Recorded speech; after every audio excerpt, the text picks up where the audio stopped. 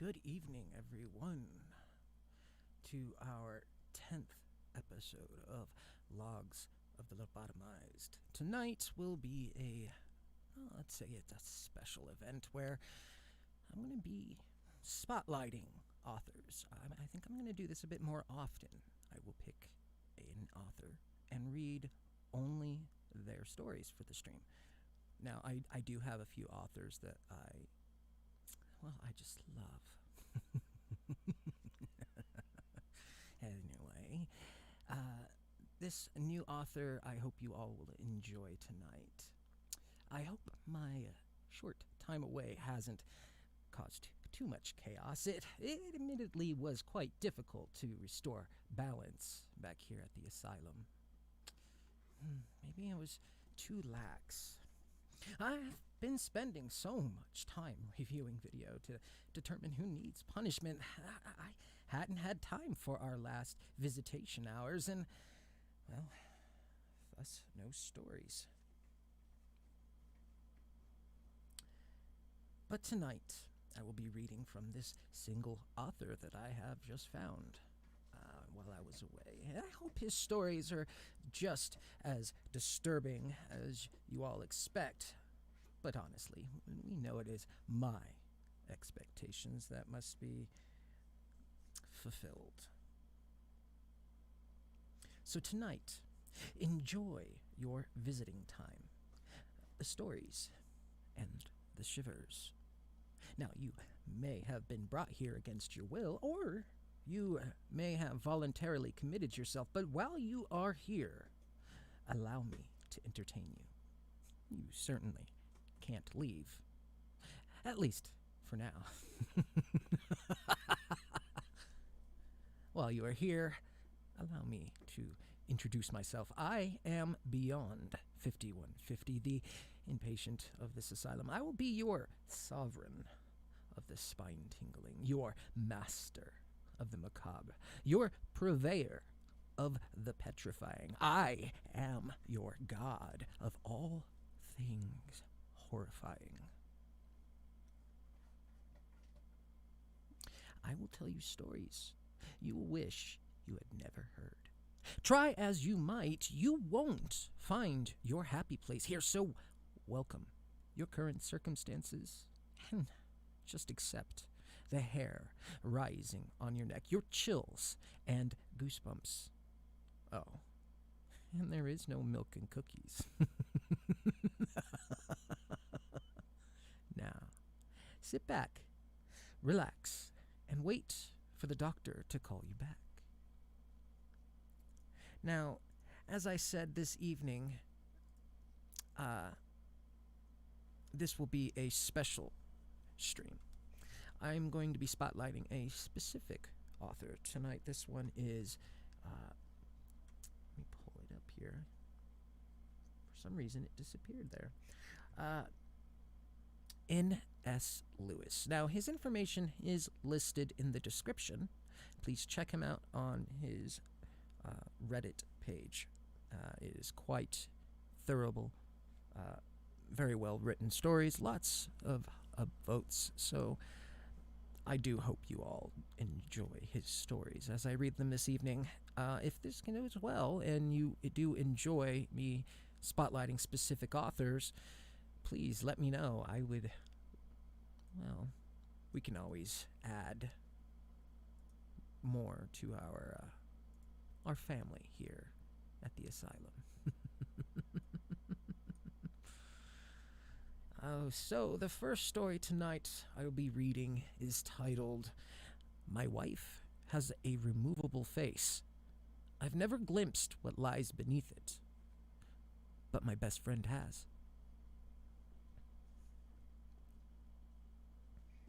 Samantha told me about it on our third date. We were watching a movie on her couch when I made my move to kiss her. She whipped her hand out in front of my face and blocked me. There's something you need to know, she said. I braced myself. Here it comes. I'm not ready for a relationship. Nothing to do with you, of course.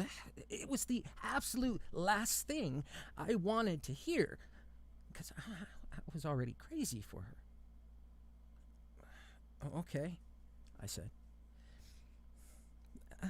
I have a removable face. Well, that's a new one. You have a what? I was about to laugh, but she was wearing a deadly serious expression. I have a removable face. Is that like a metaphor or something? No, my face, it's literally removable. Look closely. She lifted her chin, traced her jawline with a finger. You can see the seam. After admiring how beautiful her neck was for a dizzying moment, I leaned in for an inspection. It was very hard to see, but it did look like there was a slightly unnatural transition from her face to her throat. I grew dizzier as dozens of questions rushed into my brain. Don't bother asking why or how or anything like that, said Samantha. I can't tell you that. If that's going to be a problem, you should leave now. I'm letting you know because I like you and I want to take the next step, but this is non-negotiable. Okay, I said, unsure of what was happening. Not a problem. So what? You have a removable face. Who cares? It looks good. There's something else. Once a day, usually in the evening, I have to remove the face and disinfect the inside of it. If I don't, it will rot. It takes about an hour, give or take, depending how my day went. During this time, you must never, ever look at my real face. Never. Do you understand? Yeah, I got it. Don't ask about it. Don't look at your real face. Samantha stood up. Now, I'm going to go into the bathroom and clean my face. That'll give you plenty of time to think about what I've told you. And if you're here when I'm done, that's great. I would like that. But if you're gone, I'll understand. She turned and walked into her bedroom. I sat in stunned silence as I heard the bathroom door close. I gave the thing some serious thought. It was possible it was a joke of some kind. It's possible it was a delusion. Was it possible it was true? Well, it's certainly possible to transform an actor's face with movie makeup. So I suppose it's possible that Samantha wore a removable face every day. Maybe she had a horrible accident where her flesh had been mangled. Maybe her face had been melted by acid or burned by fire or the skin shorn off by heavy machinery. If it had, I would never know because she would never tell me and I would never see it. I pictured a face of raw, naked muscle rotting away. Could I kiss her if that's what I was kissing? But wasn't that what y'all were under the skin? Just muscle, bone, blood, and squishy organs? I paced around the living room, running my hand through my hair. I liked Samantha a lot. She was smart and funny and beautiful. But was that beauty real? Did it count? Did it matter if it was real or not? Was I being superficial, even worrying about it? When she came out of the bathroom, I was still there. I looked at her face. She smiled, and I was in love. We dated, we moved in together, and we decided to get married. For the most part, it was a completely normal relationship, typical of two young people in love, building a life together. During the day, it was easy to forget about the face altogether. It looked natural enough, and only in certain positions, in certain lights, was there any indication that it wasn't natural. But every night was the same. Samantha would close herself in the bathroom, sometimes for an hour, sometimes for 2, and clean the inside of her face. The curiosity it never left. I would sit there and wonder what was under that face. I came so close to barging in on her a few times, but I never did. I did occasionally ask her about it. About what, if anything, had happened. About how it was possible to make a removable face look so real. About what it really looked like underneath. I tried to coax her into showing me, assuring her I would love her no matter what, and didn't give a damn about what her real face looked like. I was just curious, that's all. She never showed me, or told me the story behind it.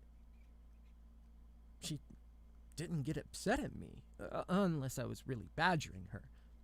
She'd just shrug and say, "You know, you can't see it.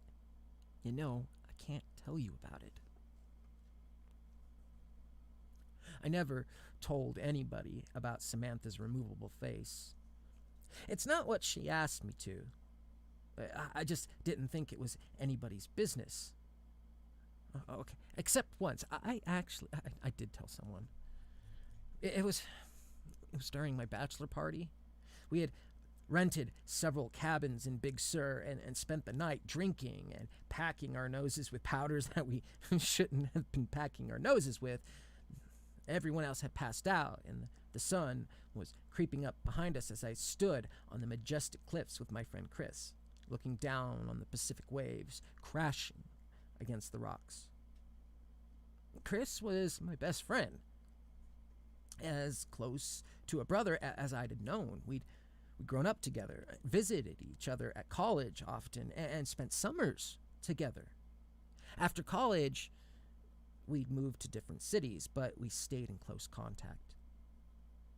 Standing there on the cliffs, I told Chris about Samantha's removable face. First, he thought I was joking. Then he had 1,000 questions, most of which I couldn't answer. "What's underneath?" "I don't know, man. I don't know." "Doesn't it drive you crazy not knowing?" I shrugged. "Lots of stuff I don't know. I don't know how to do calculus. I don't know what happens when we die." "But dude, she's about to be your wife.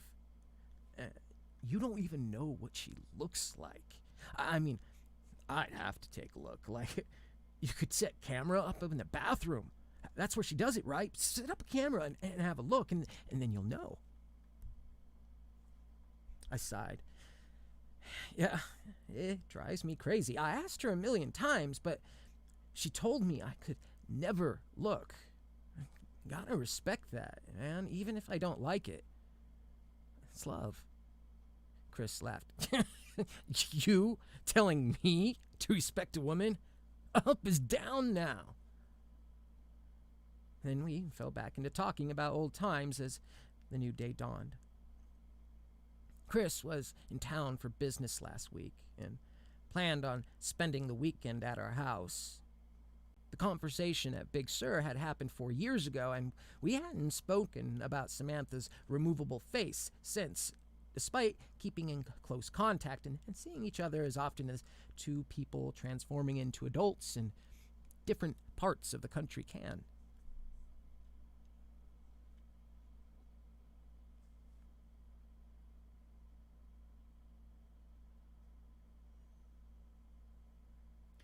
One moment.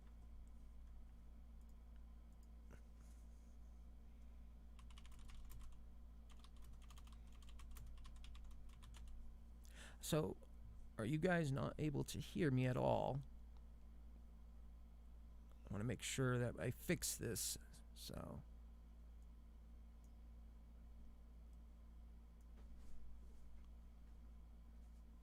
if there's problems with the audio, please let me know. I haven't made any changes to it, but I want to make sure that you guys are able to hear me.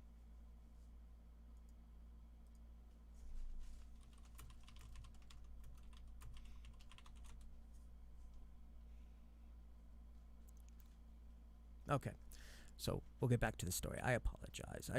I was seeing some posts for you guys saying that the audio was turned down, so I do want to make sure I get that fixed. Is the audio loud enough now? It's not too loud, too low. I'll turn it up a little more. All right, hang on. There we go, a little up higher. How's that?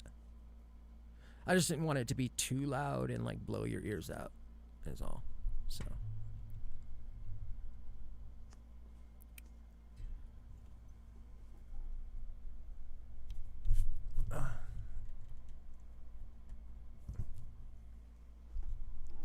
Okay, is it... I don't understand it. Hang on. It should be... I just don't want to jump the gain way too high. How's that? Is that too loud?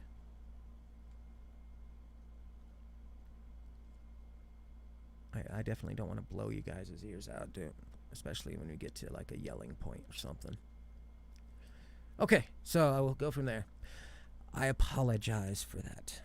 And if the author is happening to listen, I apologize for this delay. I do wanted to make sure I read your story best. And if the audio is not good, I need to fix that. So please accept my apologies. And let's get back to the story.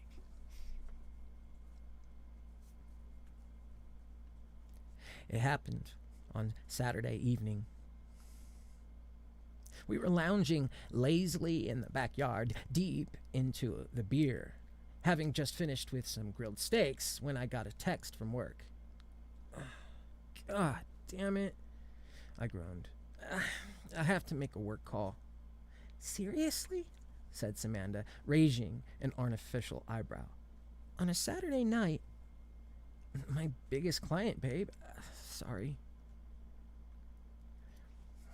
It is what it is, I guess, said my wife.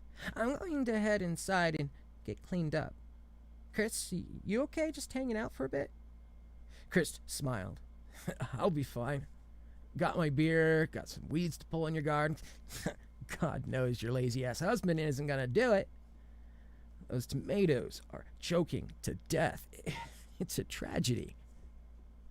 I rolled my eyes and went into the side yard to make my call. 15 minutes into it, I heard the screams coming from inside. Both my best friend and my wife were wailing in terror. I dropped the phone, ran to the house and down the hall to our bedroom.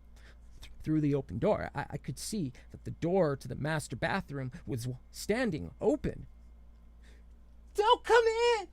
screamed Samantha. "I don't have my face on. Call an ambulance. He looked. Oh, God, he looked." She sounded desperate and truly horrified. That made me desperate and horrified. I wanted to rush into the room, but I knew suddenly that would be a mistake. I knew Samantha didn't want me to look at her real face, not out of a sense of vanity, but for my own safety. Chris staggered backwards out of the room. He's holding a straightened out paperclip she had used to pick the privacy lock. Now he's stabbing it again and again into his eyes, just shouting gibberish. He was clearly in the depths of madness, and it turned my stomach to see him mutilate himself. "Call the fucking ambulance!" my wife screamed. "Don't come in here! He fucking looked!" I turned and ran to the back of the side yard where my phone was laying in the newly mowed grass. My client was still on the line, alarmed, asking what was happening, what all the screaming was.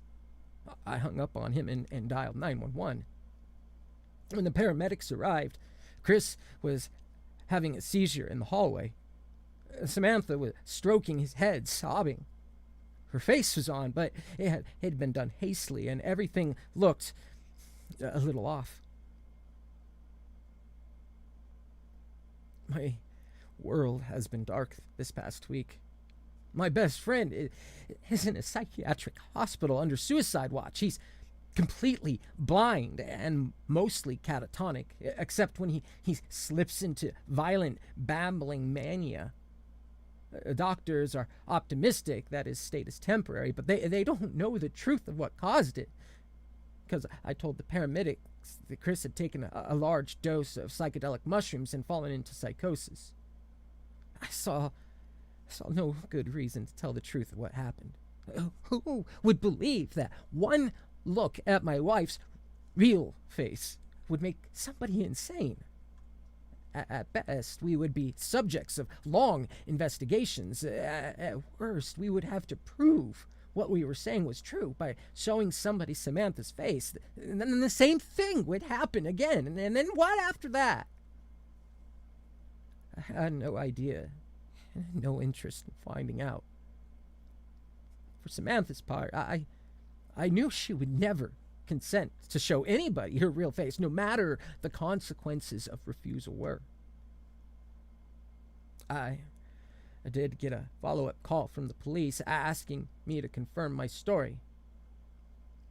Hospital found no traces of psilocybin in Chris's blood, although that's not unheard of since it has a short half-life. If they end up testing his hair, I'll likely be in a lot of troubles, but that's truly the least of my concerns. Samantha is in a state of her own. She still cleans the inside of her face, though not as regularly, and when she puts it back on, it's always crooked now. It's beginning to smell a bit. I tried to assure her it wasn't her fault. He knew, I said. I told him that nobody was ever allowed to look at it. He knew, and he broke into the bathroom. It's not on you, baby. Please, talk to me. Not on me?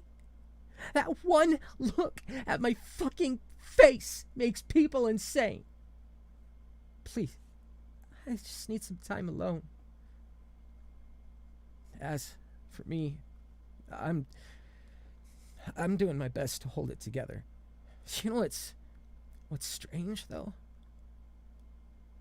Despite what happened to Chris, I still find myself curious about what my wife's real face looks like. More curious than ever, really.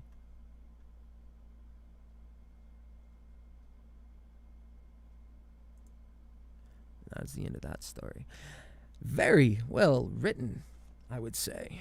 I think this author is definitely a very exceptional writer. I might have to make him join us here at the asylum.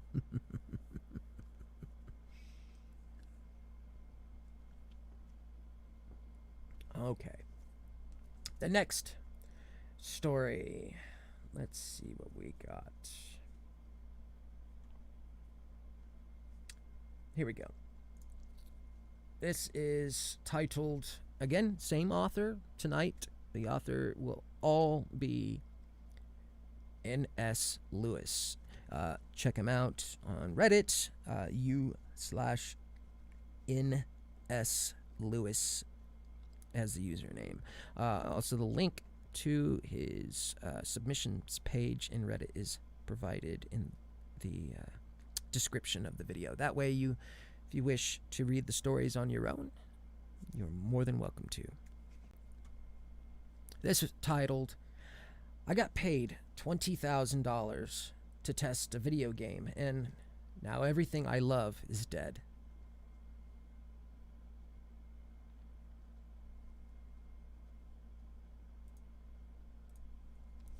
My buddy Steve was a genius at making money without doing anything.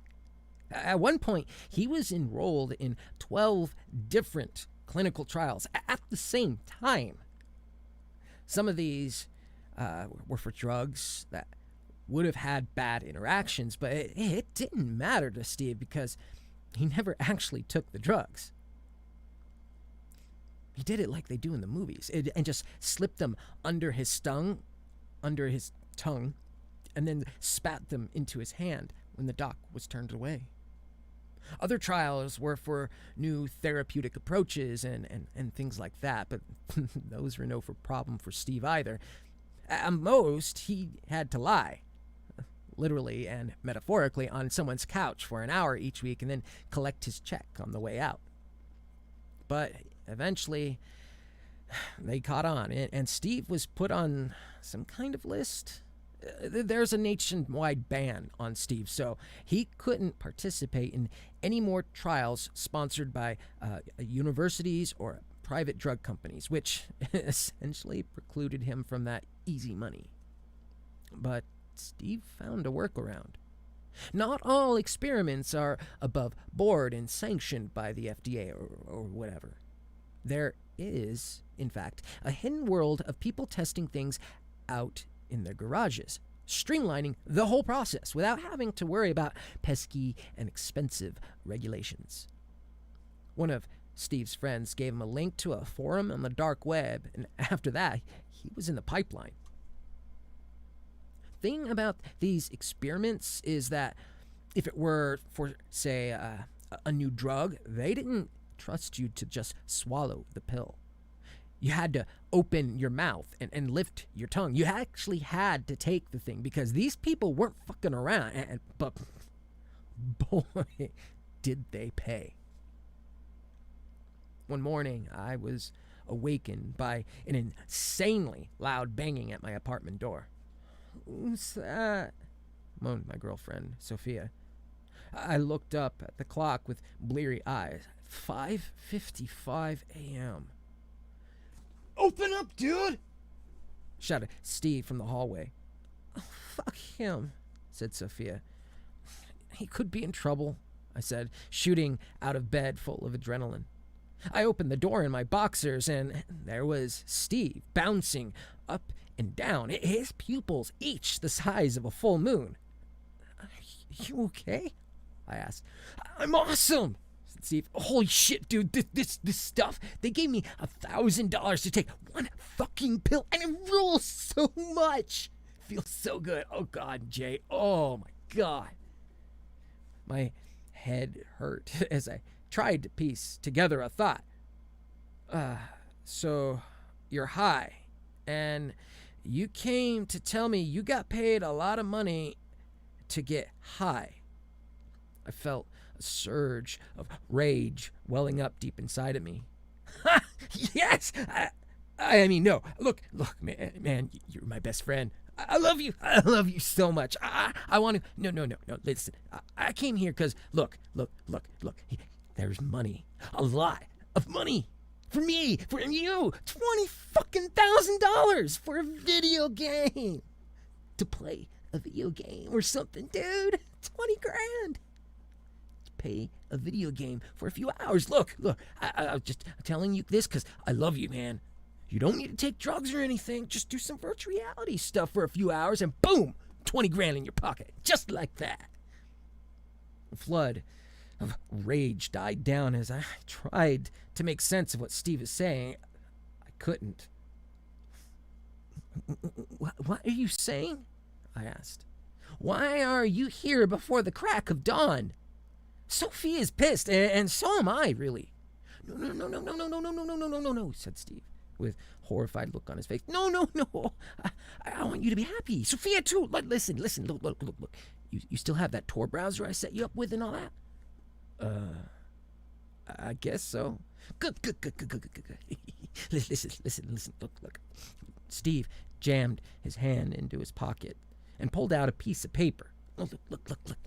Just type this in. You'll see. Easy money. Okay? $20,000. You can finally buy that engagement ring you've been... I reached out and smacked Steve across the side of the head. "Jesus Christ, dude, keep it down." "Yeah." Steve looked shocked and hurt for a moment before the realization dawned on him. Oh, shit. My bad. I'm sorry, dude. I'm sorry. I wish I could delete it. Listen, are you going to check this out or what? He yelled out, crumpled piece of paper to me. I took it and shrugged. I'll check it out, Steve, but that's it for now. Why don't you go head home and sleep this one off, huh? Yeah, said Steve, nodding his head like crazy. Yeah, yes. Check it out. I'll sleep it off. Started to close the door, but he stuck his foot in there just before it closed. Dude?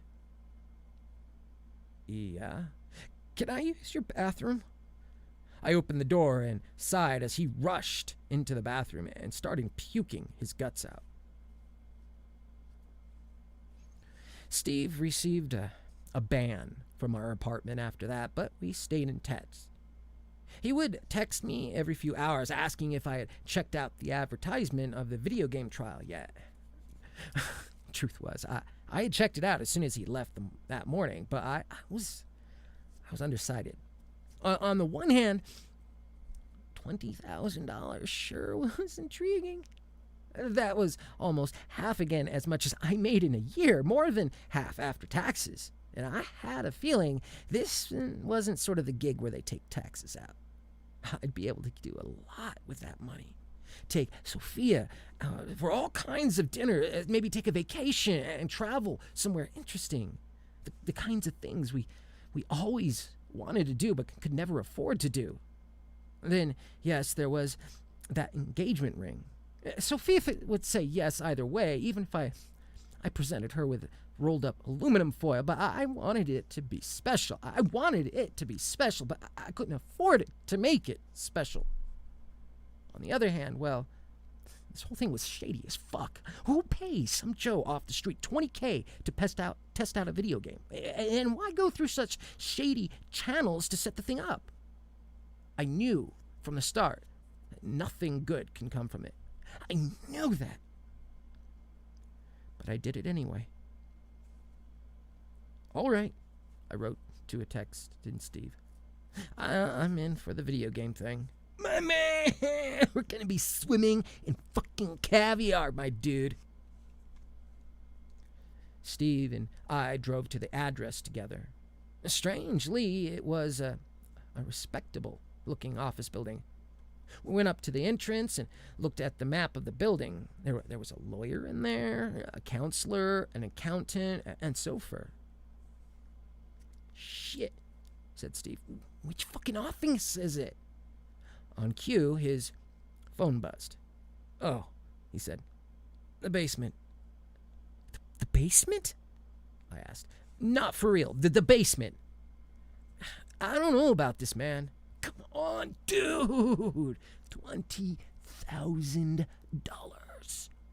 And such a nice building, too. I am used to going to crazy people's garages and swallowing God knows what. This is gonna be cake. I nodded. But as we walked to the elevator, my sense of unease grew larger and larger until it was screaming at me. Turn around! Whatever this is, it's bad. Just a video game, I muttered. What's that? Asked Steve. I snapped out of it. I said, let's go play this dumb video game and get paid. That's the attitude, said Steve, grinning as the elevator door slid closed behind me. We rode down to the basement as I tried to calm myself down. It's a video game. It's a video game. In the basement of a respectable office. Probably they could only afford to rent the basement. I shut myself up before I could ask if they could only afford to rent the basement, but they're paying you $20K each. When we reached the bottom, the doors slid open, and the first thing that I saw was a man and a woman sitting at a plastic work table in the middle of a large room. Other than that, it looked like a standard basement with equipments like boilers and hot water heaters and exposed wiring and concrete floors.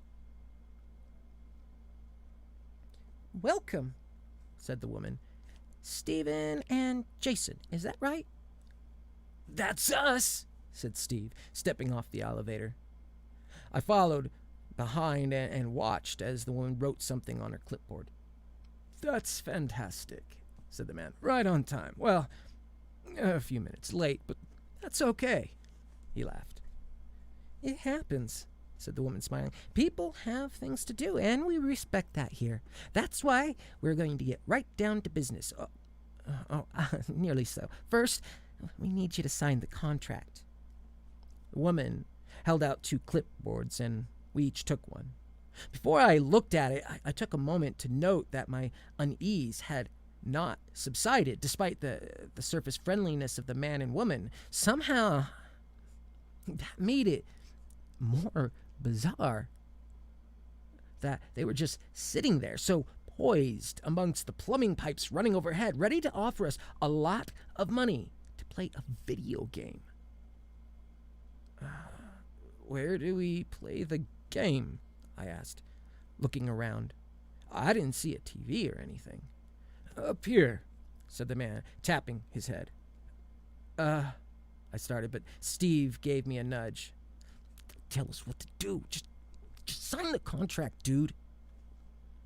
He scrawled some information into a few boxes and dashed off a signature while I read more closely. Participant agrees not to seek compensation beyond the predetermined amount. In this case, the predetermined amount is $20,000 USD for participating in one trial game of Total Control, TC. The makers of TC and the administrators of the trial hereby relieve themselves of all liability for any injuries sustained during gameplay, with the express agreement of the participant. Injuries? I asked. What kind of game is this? The woman smiled. Unfortunately, we're not allowed to tell you anything about the game until you sign the contract. After that, you'll know all about it. In the event that the participant is unable to collect the predetermined amount at the end of the game, the makers of TC will transfer the funds to a person the participant's choosing. The following box is for the participant to note the name and address of next of kin. So, you're saying that if we die, you're going to give the money to someone that we choose? I asked. Is that right? That's right, said the man. If we die while playing your game, I stressed. I turned to Steve. This is nuts. Steve shrugged. It's a lot of money, dude. Take it or leave it. I'm taking it. I tried to convince myself to leave it, and I thought to going to Europe with Sophia. I wrote her name in the next of kin box and signed the form. I handed the clipboard back to the woman, who scanned it over. Fantastic, she said. Now, will you tell us what this game is? I asked. We'll do better than that, said the man. He reached down into a cardboard box on the ground and pulled out what looked to be 2 headsets. We'll show you the game. Please, gentlemen, put these devices on your head and prepare for an experience unlike any other. Or so we hope. He added, laughing. Steve didn't hesitate to put the thing on his head. It looked like the front half of a helmet with an elastic band securing it in place and a pair of glasses attached to the helmet. I don't see anything, said Steve. It's a 2-player game, said the man, nodding to me. I took a deep breath. It's just a fucking game. I put the headset on and looked through the glasses. Everything looked the same, except it had a slight yellow tint. I watched as the man reached into the box again and brought out 2 video game controllers. He handed one to the woman, and then they each pushed a button. I heard Steve scream a split second before I heard the hiss of some hydraulic mechanism being engaged just above my ear. Then I felt the most intense pain in my life. It was like something was being stabbed directly into my fucking brain, and that's exactly what was happening. A trickle of blood rolled down the side of my head as my brain lit up with pain. Then I was out of it. When I woke up, I was strapped to a chair, sitting opposite the man and woman behind their table and next to Steve. There was only a dull ache in my head now, but it didn't take me long to burst into full-on panic. Good, said the woman. You're both awake. She stood up calmly, walked over, and undid my straps. What is this? I gasped. What the fuck is this? It's an experiment, said the man. Don't worry, we ironed out some kinks since the last time we tried it. What experiment? I asked, standing on wobbly legs. What are you going to do to us? The woman went to work unstrapping Steve. We've implanted a device into your head, she explained. It allows us to control your physical movements, or so we hope. Steve rubbed his head. What the fuck? You're gonna pay us, right? Of course, said the man. He reached into his cardboard box and pulled out 2 thick envelopes. I hope cash is okay. He tossed them across the table to our feet. Steve bent down and tore his open. I saw the cash inside. Okay, he said. That's worth it for a little headache, I guess. All right, so you've implanted these devices in our brains. Okay, so can we leave now? You can try, said the man. But you won't be able to if we don't want you to, said the woman. And we don't want you to, said the man. Not until you fight to the death, said the woman. I jumped to my feet and tried to slow down my breathing. Come on, man, I said to Steve. That's enough of this. I bent down to pick up my envelope and then started walking towards the elevator. Thanks for the money, guys, said Steve. And then he followed behind me and pushed the button. The light came on and waited for the elevator to come.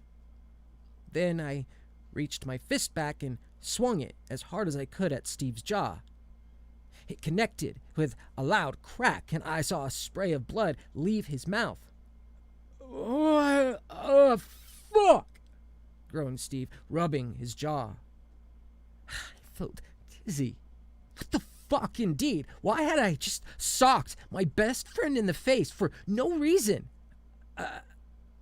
Dude, I'm so sorry. I have no idea why I did that. Steve spit out some more of the blood on the basement floor. Forget it. Let's just get the fuck out of here. The elevator door dinged. Sounds good to me, I said as the doors slid open.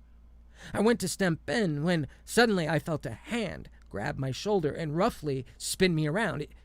It was Steve. He had a confused look on his face as he grabbed my neck with both hands and started to choke me. My nerves exploded in panic as I struggled to breathe. I felt myself bring my knee up to Steve's balls. He let go of my neck and hunched over. What's happening? He gasped.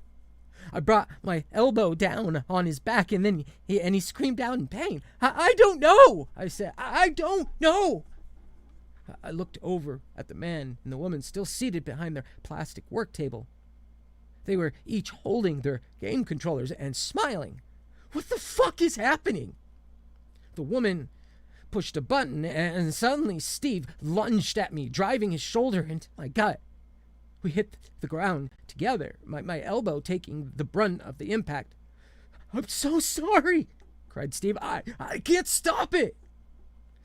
I reached up and grabbed Steve's face in my hand. I didn't want to.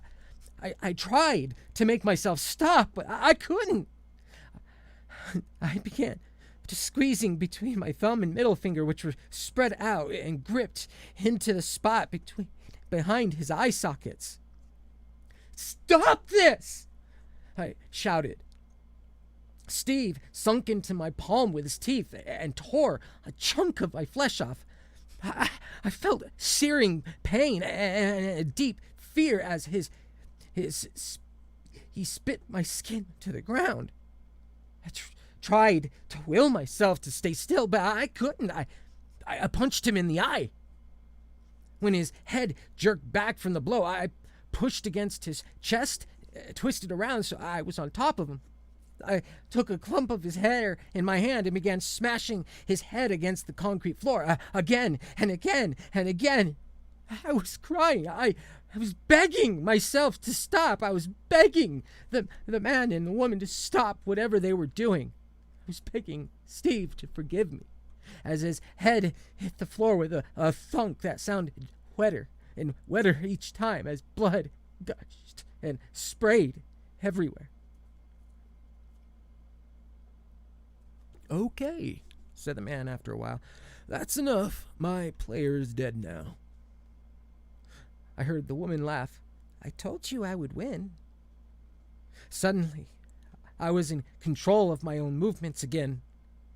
I set Steve's head gently on the ground and knelt next to him, sobbing. "What have I done?" I wailed. "What did you make me do?" Now, said the man, standing up. "It's all not bad news." He walked over, picked up the envelope of cash that Steve had dropped. "He did name you as his next of kin, so you just made $40,000.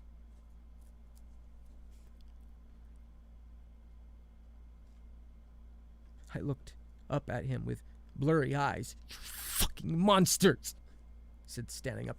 "I'll fucking kill you." I ran at him full rage, my arms outstretched, but when I got to him, I slowed down, spread my arms wider, and embraced him in a friendly hug. My mind screamed in terror and rage, but my body wouldn't respond. "We control you now," said the woman. "We're happy to let go at this. You've served our purposes as a beta tester. We'll let you get into that elevator with your money, and you'll never hear from us again if you honor your contract. Do you remember your contract? There's a copy of it in your back pocket. There's one bit that you should pay careful attention to. The bit about how you are to never tell anyone anything close to what happened here. Don't worry about coming up with an explanation for your friend. We'll take care of that. All you have to do about this is literally nothing. Don't say a word. You're probably best forgetting it ever happened." "There's a hose in the corner," said the man. "Clean yourself up, take your money, and leave." I did that. I just wasn't sure if I was the one doing it. After I killed Steve, my life fell apart. Of course it did. I knew I wasn't in control of my actions at the time, but that didn't help at all. I watched the light leave his eyes, and I had gone on smashing his head against the concrete again and again, well after he was dead. I had nightmares about it every night, and the worst part was I couldn't tell anybody about it. What was I supposed to do? Turn myself into the police for murdering my best friend, literally against my will? How would that help anything? I wanted to tell Sophia. I wanted to tell her so badly, but I couldn't. Those people had put the fear in me. We started doing fancy things together with the money, like going out to eat, but it was no good. It was like a part of me had died when Steve had died, when I had bashed the life out of him. Sophia didn't want fancy dinners and all the things that money could buy. She wanted me, but I wasn't there anymore. I started drinking more and more. I considered suicide. Not seriously at first, but as time went by, it seemed more and more like a viable option. Anything to stop the never-ending guilt and grief. For her part, Sophia stuck with me longer than could have been hoped for. But finally it got to be too much. It was clear enough that things were over well before the night we lay in bed together after yet another failed attempt at making love. "I can't do this anymore, Jay," she said. "I love you. Something's changed after Steve's accident. I know he was your best friend and it tore your heart out, but what about life? What about me? You didn't die. I didn't die. We're still here, and I can't do it anymore. It's been 3 months, and I don't think I've heard you laugh once. I'm not blaming you. I can't tell you how much I wanted to be able to do this. It's my failure, really. But like I said, we're still alive, and I want to live while I can, and I want you to live, too." I clenched my jaw, trying to fight back the tears. I tried to think rationally. If you really love her, you'll tell her to fuck off. But I didn't. "I have to tell you something," I said. Then, as my soul screamed in horror, I smothered her with a pillow. I've been in bed with Sophia's corpse for 2 days now. Yesterday I got a text. "We have gathered all the data we need.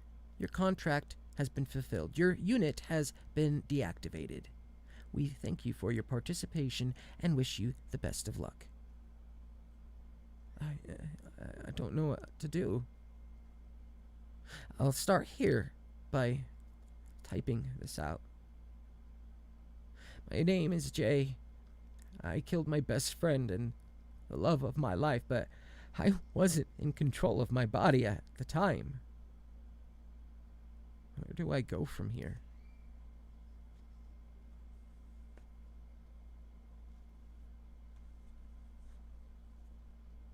That is the end of that story.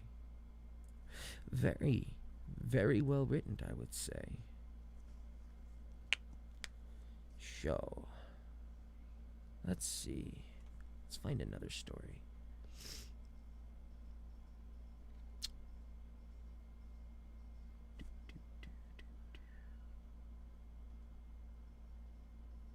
How about this?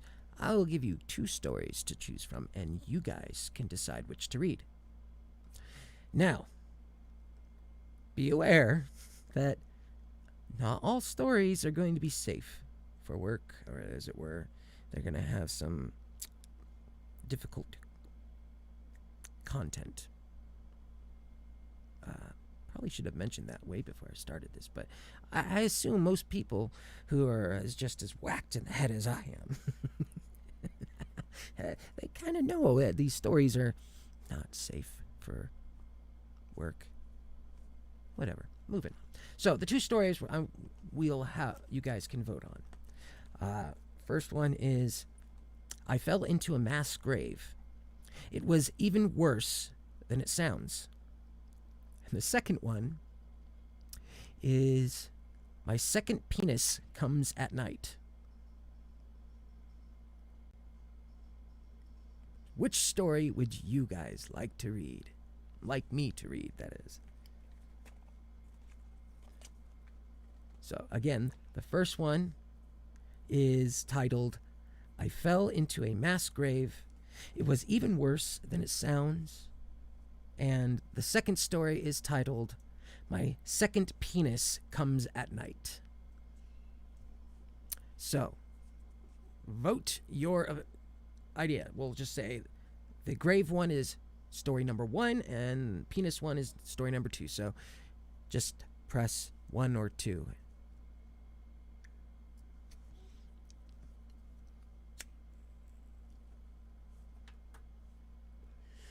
Okay, we got 2 for the mass grave.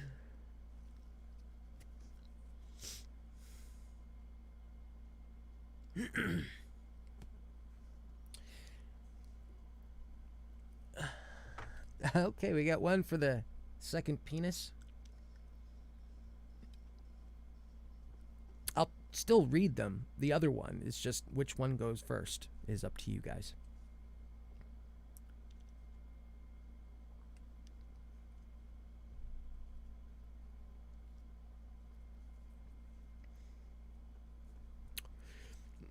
I should play the Jeopardy theme music right now. Okay, 3 for the masked grave, 1 for the penis. I know there's not a lot of people watching, but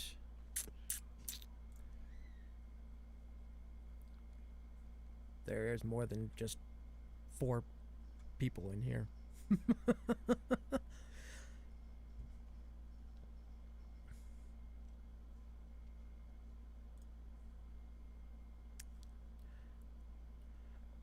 Okay.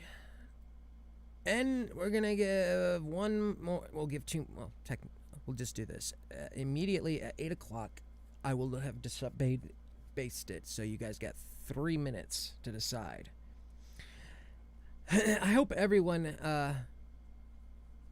had a good 4th of July.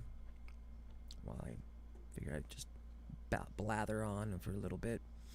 I did have a good little time with my family. Obviously, I would have rather stayed here at the asylum and made sure things didn't go problematic, but I did not need my mother calling and filing on missing persons and people showing up here at the asylum, and yeah, it's just not working out on that idea. So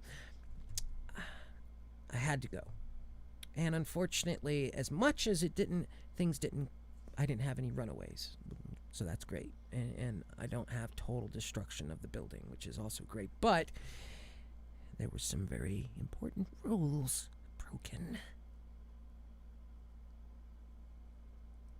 I mean, like I said earlier, I had spent so much time reviewing all the video footage so I can figure out who to punish. So, I'll decide that soon enough. Otherwise, I hope you all had a good 4th of July.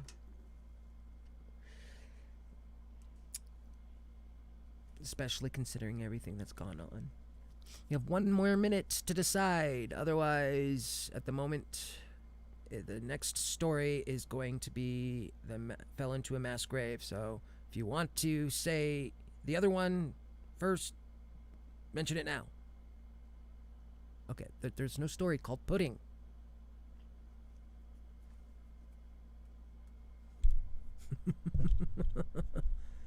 It's all Dustin. Oh, so Dustin was messing around while I was gone. Dustin, do I need to punish you?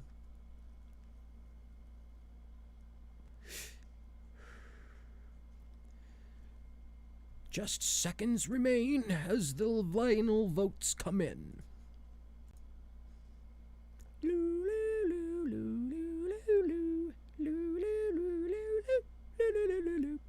Yeah, I'm terrible at that.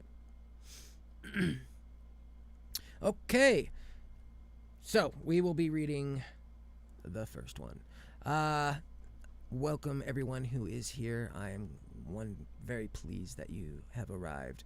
We have Constable Carnage, we have Casey, we have Dustin, we have Chris, Andrew Valentine.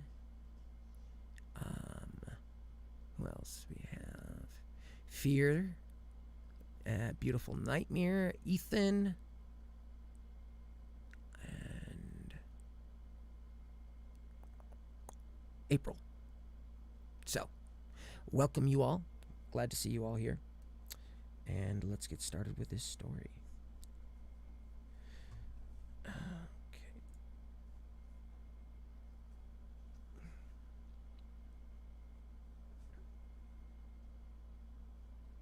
I looked through a gap in the forest canopy. at the sky, alive with sunset blaze, and thought, beyond the heavy shroud of human concern, life is vibrantly beautiful. Then I took another step, and I was falling into the earth, my head bright with shock as my surroundings grew darker and darker. I fell, thinking only that I was about to die. I don't know why or even really how. I managed to twist around during my descent and land on my back, so my back cushioned the fall a bit. There was an uncertain and horrifying moment where my breath wouldn't come back to me, and my nervous system still screaming at the prospect of imminent death. When my breath finally returned, it brought with it a cloying stench which cut short any feelings of relief about being alive. I tried not to consciously put a name to that smell and plugged my nose while sucking in the air at my mouth until I had resumed something approaching a steady rhythm.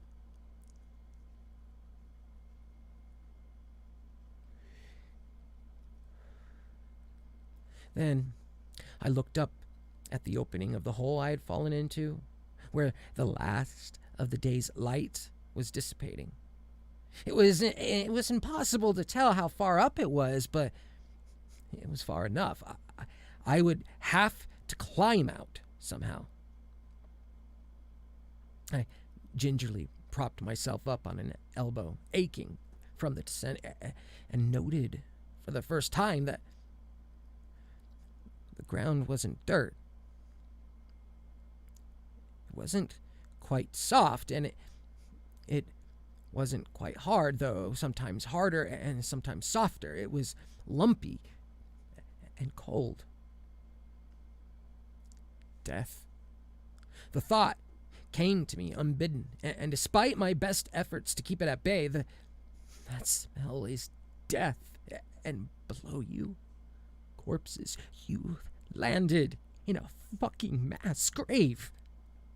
I sprang to my feet and took a series of careful steps, trying not to trip over what I imagined in the darkness were body parts, an armpit here, ready to snag my foot, a knee there, jetting out of the mound of dead bodies. You crunch and squish. I kept moving forward, focusing first and foremost on finding a way out of this mess, my arms outstretched unsteadily, seeking a wall. The walls I soon discovered were slick with some slimy substance. Too slick to climb, but I tried anyway, desperately, scrabbling around with my hands and feet, searching for a hold. There was none. After a few minutes of effort, I got winded again, and it had to suck in rank air, hard and deep. Be calm, I thought, attempting to subdue my flight response. There was nowhere to run to. I needed to use my head. Not your head, your phone. I set my pack down on the sickening ground and reached in the front pocket. It was wet from landing, and before I pulled it out, my heart sank. It felt rough and jagged, like the screen had shattered. I took it out and began mashing away at the power button. There was no response. Fuck. A shirt from my bag served as a makeshift respirator to stifle the smell as I stood there, considering my increasingly hopeless situations. I was deep in the woods of northern Maine, alone, well off the hunting trail I had started from. Even if I stuck to the trail, it wasn't hunting season, so there was unlikely to be anyone around. The owner of the property was possibly home, but his house was miles away. Why did I have to go so deep?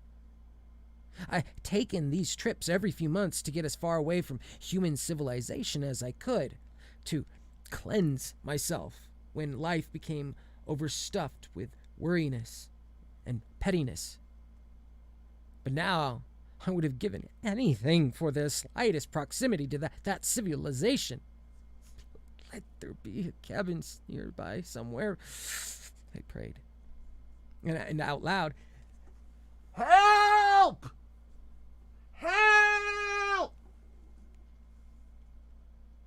The hole seemed to swallow up the sound of my shouts. I doubted if they could have been heard even by somebody standing right next to the opening, but out of sheer panic, I kept yelling. Every time I pulled the shirt away from my mouth to yell, I had to inhale the stench of death. As time wore on, the shouts became increasingly hoarse and desperate until I lost my voice altogether.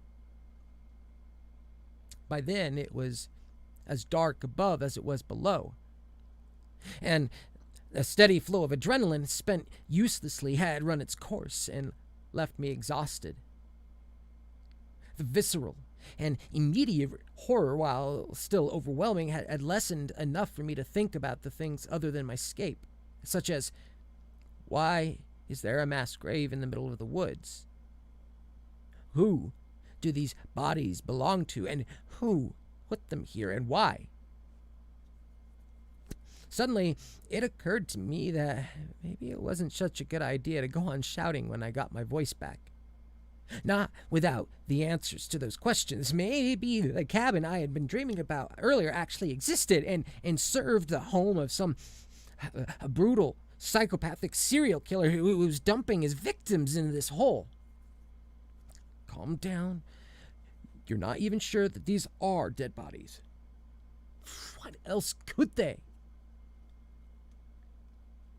What else are they? I muttered to myself in a raspy whisper. Only one way to find out. Shit. Gotta do it. Gotta know what you're up against.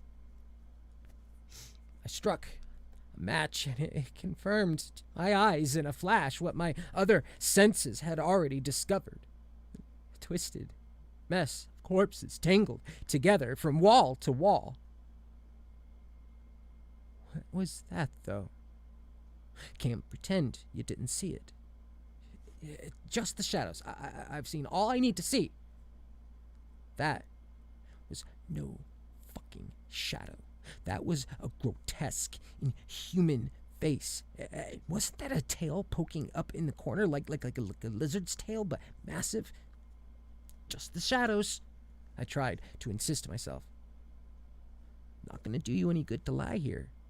You need to know what you're up against. It took 6 tries to light the next match due to my hands shaking so much. With the flaming stick pinched between my fingers, I looked over to where I had thought I had seen a tail.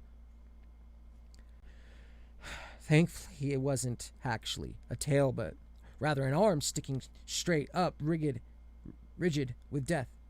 Still, there was something off about the arm. The match burned out before I could figure out what exactly was off. I settled on explaining it away as a trick of the shadows again. Now, the face.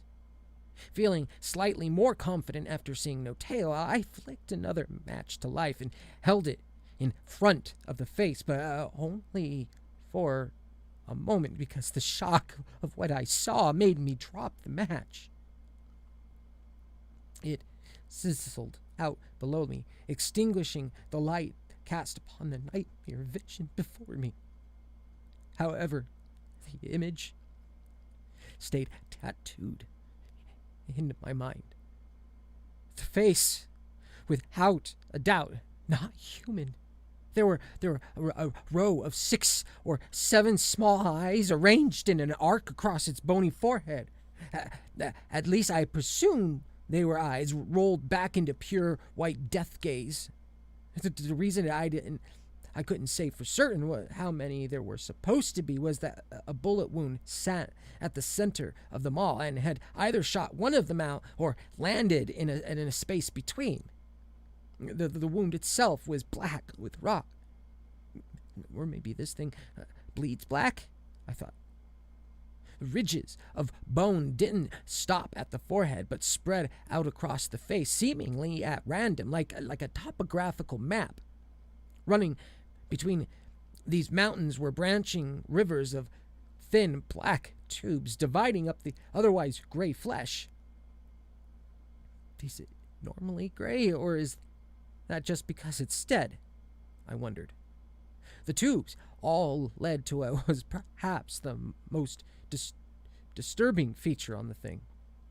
There, where the nose and mouth should be on a human, was a tangle of perhaps a dozen larger tubes, open on one end and adorned with sharp black thorns.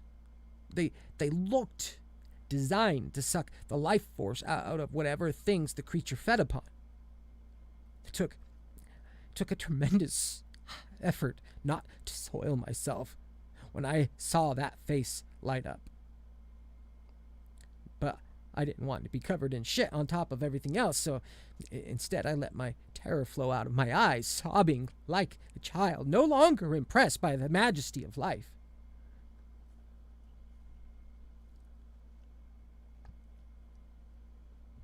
Hours later, beyond exhausted but unwilling to lay down on those horrid corpses, I came up with a desperate idea.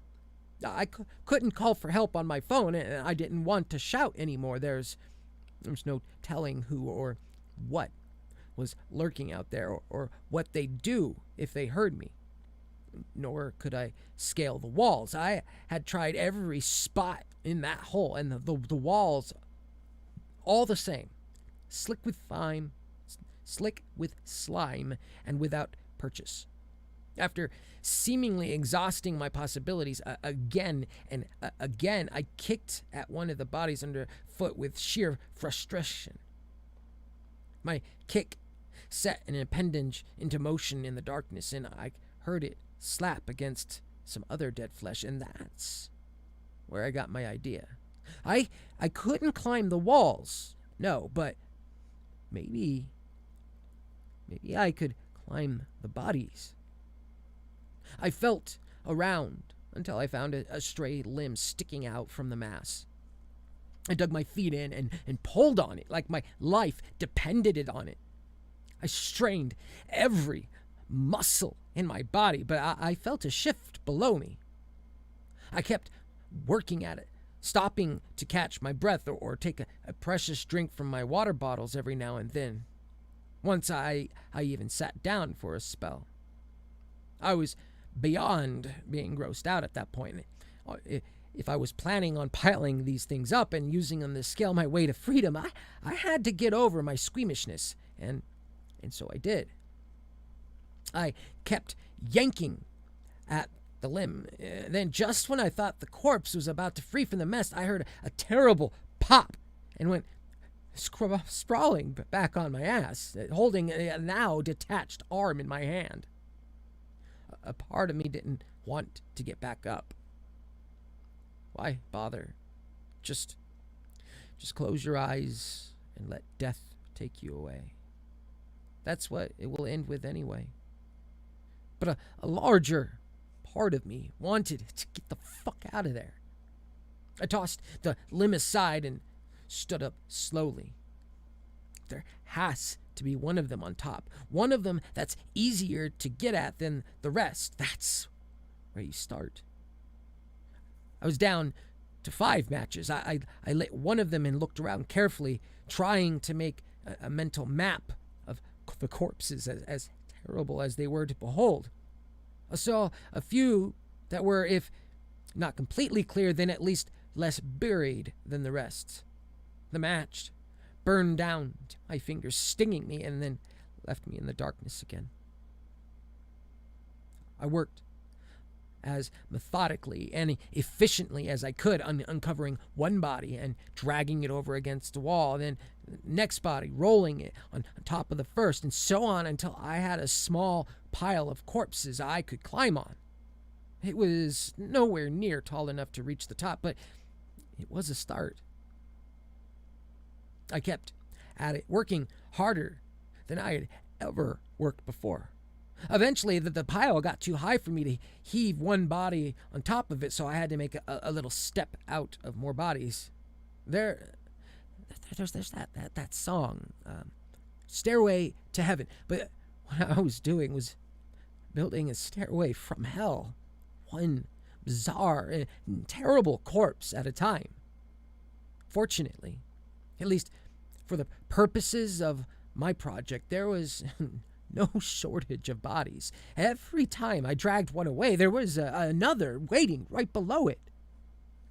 I wondered all the time, of course, what these things were, where'd they come from, and who put them there. But it was an idle train of thought, the kind you have when you're focused on something else. When I gauged I was about halfway to the top, I decided to take a good rest. My body needed it. How I was still going was beyond me. Light was creeping back into the entrance of the hole above me, and I was down to my last bottle of water. Maybe I'll just close my eyes for a minute, get my strength back up. Then I heard a gunshot from somewhere above and decided to get back to work. Some time later, dripping in sweat and gore, I caught the first sense of freedom, hints of pine pitch and moss wafting down and wrestling with the oppressive smell of death and my own stink. Only a few more bodies, I thought, reaching from the top of my mound towards the edge of the hole. Maybe one more if I can jump high enough. The thought of dragging even one more body all that way filled me with despair, but the aroma gave me a surge of strength. I was ready to scamper down the stairway from hell when I heard voices above getting nearer. It sounded like two of them. Very male. I froze. What do I do? Call for help? No. There's no telling what their intentions are, and you're almost there on your own anyway. Just play dead until they go away. I dropped on one of the bodies. Unfortunately, my face landed right in the thing's crotch. But I had determined long ago they had no discernible sex organs, whatever they were. It hadn't been a discovery I wanted to make, but rather one that had literally fallen upon me when one of the bodies had rolled off my mound and onto me. I laid still and listened. Can you believe it? I really can't. I mean, stop. Hold on. I need a rest. It's right there. Come on, man. It's right there. We get this one in and we can relax. Shit. Should have brought some weenies to roast. Now you think about it. 6 or 2. I gotta rest for a second, man. You carry them both if you want. All right. Don't get your panties all waddled up now. We'll rest if that's what you want. Just saying, think of all the R&R we'll be getting after we throw this sumbitch in. What if this isn't the last one, though? That's all I'm saying. You don't trust the sensors? After all this time, when have they ever led us astray? I mean, those fuckers are smart, Bob. You know that. Maybe they found a way to hide. From the sensors? Use your head. There was a pause. Yeah, guess you're right. No hiding from the sensors. You goddamn right. You ready now? Let's do it. I heard both men grunt. Then their heavy footsteps were getting closer. Then they were right above me. On 3? Got it. 1, 2, 3. I opened one eye to see a body fall past me and get swallowed up by the darkness below. It hit the other bodies with a soft thud. Now for this sad sack. They repeated the procedure and tossed a second body into the pit. Shit. Pile's getting pretty high, isn't it? I can make them out down there now, see? Yeah. Let's just get this over with. Fine by me. There was some rustling above, followed by a glug glug. Felt something wet splash against my face, and then the smell of gasoline drowned out all other smells. They're gonna torch the whole thing, I realized. I turned my head slowly and looked up. 2 men stood there, but both of them with rifles slung over their shoulders, and one of them smoking a cigarette. You know, said the one smoking, I'm almost gonna miss these fuckers. Not me, said the other one. The first laughed. Yeah, I guess not. Then he flicked the cigarette into the pit. Flames erupted below me, starting to climb up my pile of corpses. There was no way out now. After all of that, there was no way out. I stood up and shouted, Wait! In an instant, both guns were trained on me. The bigger man, the cigarette smoker, spoke first. The fuck are you? It's one of them, cried the other one. Don't look like one of them. They're smart. They're smart, I told you. Wait! I screamed again, feeling the heat rise. I'm not one of them, I promise you. I was just out for a hike. I paid Mr. Peterson to the camp on his land, I swear. Do you know Mr. Peterson? Yeah, we know Peterson, said the big one. Or we did when he was among the living. He was an unlucky man, and so are you. If a man's what you really are, it doesn't matter the least in the end, I suppose. He cocked his gun, and his partner did likewise. It's jump into the flames or be shot to death, I realized. I felt like I had the start, falling helplessly into the darkness, into certain death. Please, I said, please, don't kill me. The big one opened his mouth to say something, but nothing came out. His eyes got very wide, and then his body grew limp, and he collapsed. His gun fell down into the hole, his arm dangling over the edge like a wet noodle. What had happened? Had his partner suddenly grown a conscience? I looked at him. No, he was just as confused as I was. And then at the same time, we both understood what had happened. Stepping into view above the dead man was one of those things, whose kin lay dead and burning below it. Its face tubes were dripping in the big man's blood. 7 eyes, I saw now clearly. They had 7 eyes, and all 7 of them now turned it to the gaze upon the little man. The man was able to get a shot off into the thing's gut, but its blood was indeed black, I saw, but it was too late for him.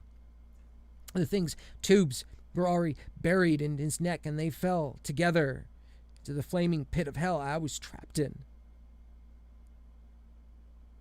I felt myself sink a few inches as the flesh below me turned to bubbling liquid. The fire was climbing and would be upon me in a matter of seconds.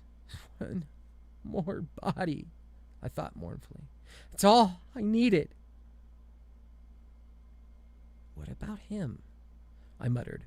looking at the big man with his arm dangling down into the hole, but the bulk of his body on solid ground.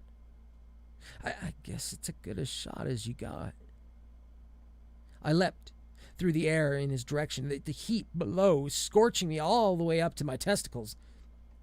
I reached a zenith, and time slowed down. I could feel the moment where I stopped going up and started going down, and in that moment, I reached up and grabbed the dead man's arm.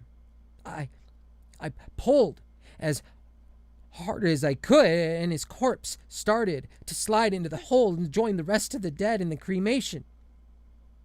I stopped falling and gained the slightest bit of upward momentum. I climbed my way up the man's back, dragging him down at the same time, and then I saw he would be of no more help to me. It was now or never. I reached my left hand up and dug wildly into the edge of the opening. The strain was almost too much to bear, but not quite. I brought my right hand up just as the man's body fell all the way into the inferno. I hung there, my mind screaming, knowing I couldn't pull myself up. My feet scrambled out of pure instinct against the wall I had tried to scale so many times, where they found some unexpected traction, perhaps because of the heat melted away the slime. Whatever the reason behind the newfound friction, my body took full advantage of it, exerting a strength that would never have been there in any other less dire circumstances. I hauled myself up and out of the hole and then passed out from insurmountable exhaustion. I awoke to a wet sensation on my face, like a dog was licking it. But when I opened my eyes, I didn't see a dog. I saw 7 small black eyes staring at me. The creature's tubes were exploring my face. Please, I gasped through a mouth raw with thirst. It wasn't me that killed your kind. I mean you no harm, please. Please believe me, I just want to go home. Creature made some clicking sounds and was answered by more of the same behind it. Then it stood up slowly. 5 more of its kind were at my feet, standing tall in long white robes. Together they turned and walked into the woods in a smooth, gliding motion. The sky was painted of rich, swirling reds and purples. I didn't know if it was dusk or dawn. I didn't know what those creatures were or what they wanted. I got painfully to my feet and began the long journey home.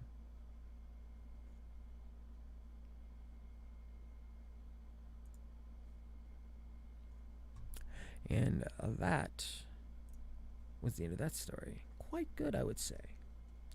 Definitely had a nice little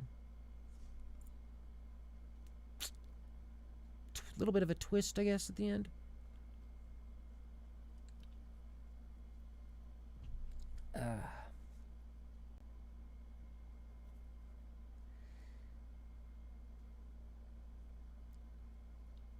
So, we're going to go ahead and start the next story.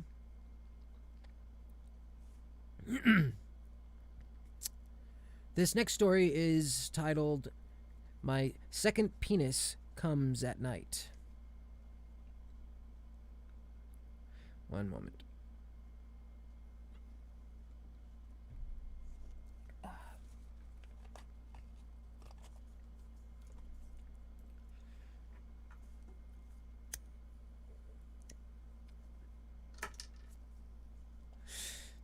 I'll tell you my story.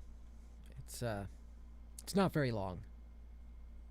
It started a week ago. I don't know why or how. I didn't upset some witch. I didn't go skinny dipping in a pool of nuclear waste or anything like that.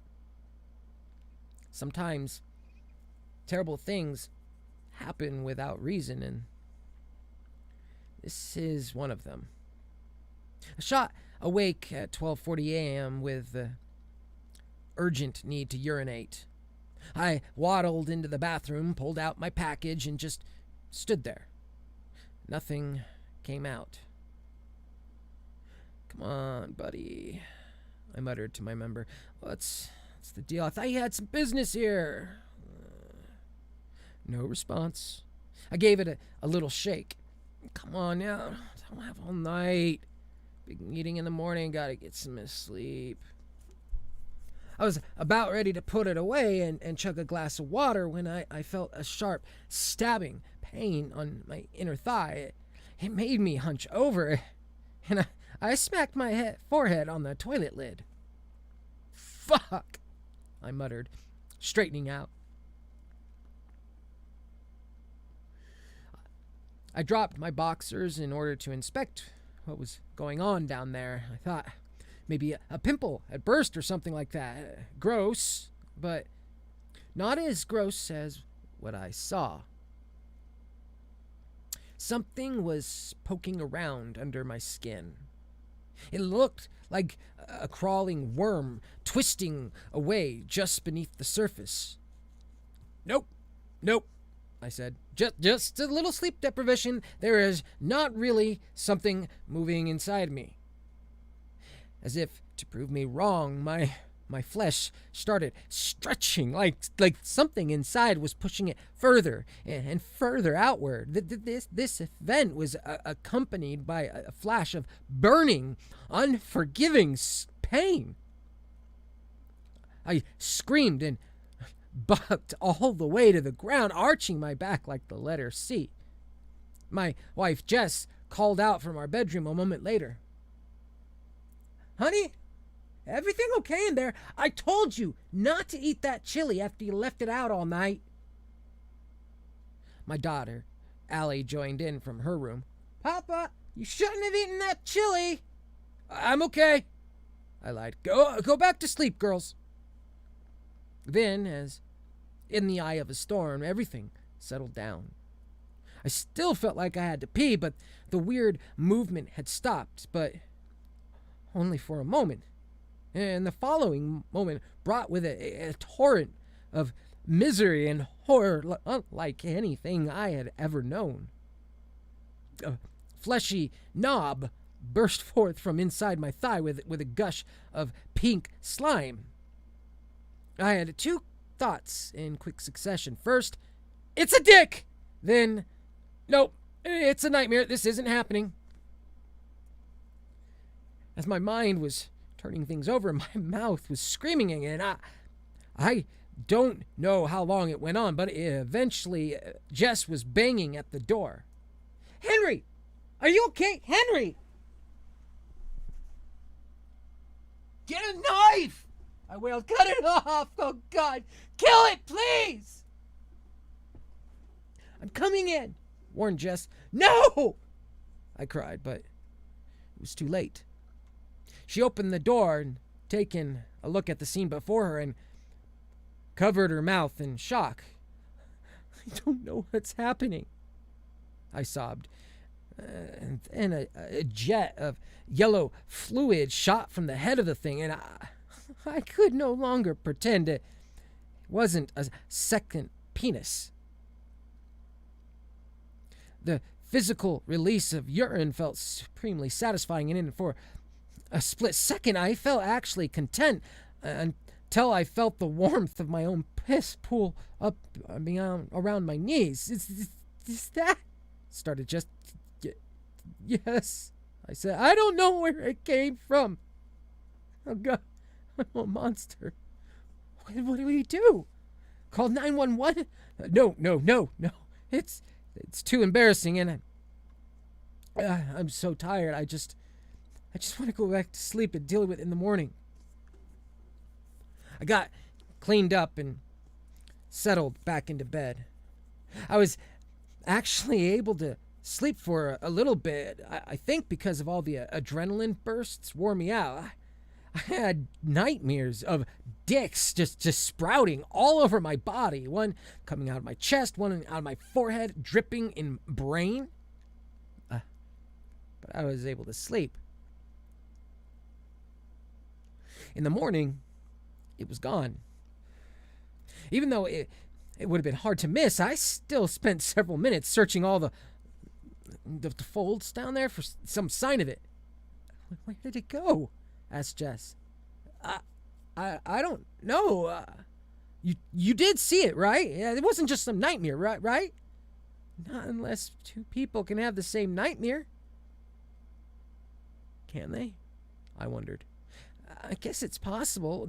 No less strange than another cock pointing out of your thigh for the night and then disappearing if you think about it. True, I said thoughtfully. Maybe it crawled off somewhere. Maybe some kind of alien monster that only took the form of a cock. Maybe, said Jess. You better get moving. You're going to be late for your meeting. I did get ready, and I tell you this, I felt great. It felt great not to have a random second penis flopping around in my body. It's one of the best feelings in the world, but that night it came back. The second night was no picnic either, but nothing will ever be as terrifying to me as that first night. And I'll tell you the rest of the story, it's not so bad. After it was accepted that this was going to keep happening every night, it's not so bad after all. There's a saying I consider one of the wisest sayings among sayings. It goes like this: happy wife, happy life. And, well, let me put it this way. I have a very happy wife.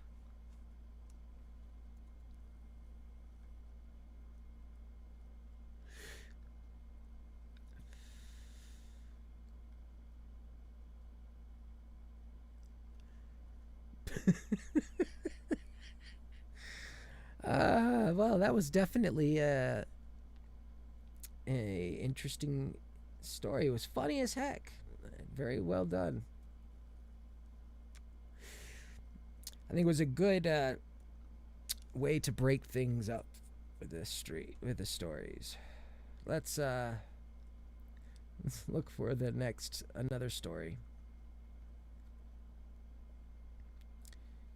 Let's see. Let's do this one. No, let's do...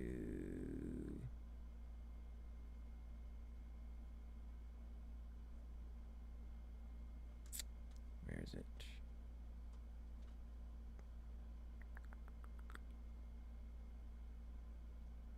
Okay, we have... My wife complained of a constant buzzing sound, but it was all in her head.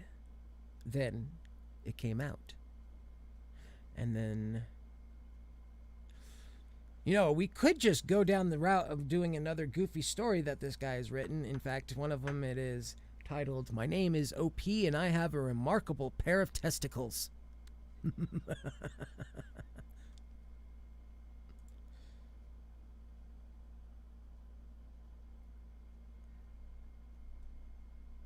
So...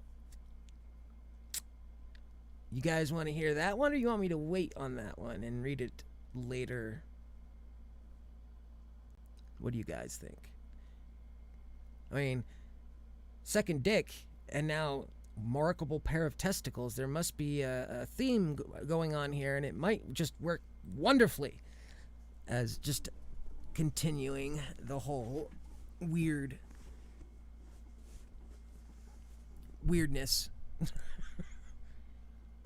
So, what do you guys want? Okay, so I guess you all want to hear this one. All right.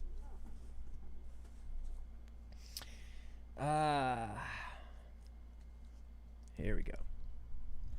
I once held in my hands an object discovered in Kosovo that, by all appearances, was an ancient ocarina carved from some sort of bone.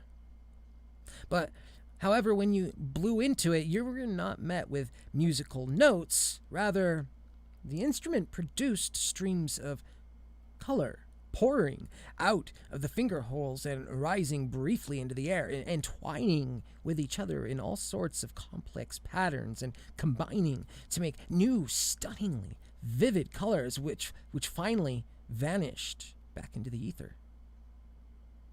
All manner of things have happened, are happening now on this planet we do not understand or are even vaguely aware of. Occasionally, an artifact hinting at such untold and mysterious forces or events is uncovered, mostly by sheer happenstance. My name is Oliver Percy, OP for short, and I hold commerce in such rare items. My latest acquisitions are the most incredible I've come across yet, as well as the most dangerous.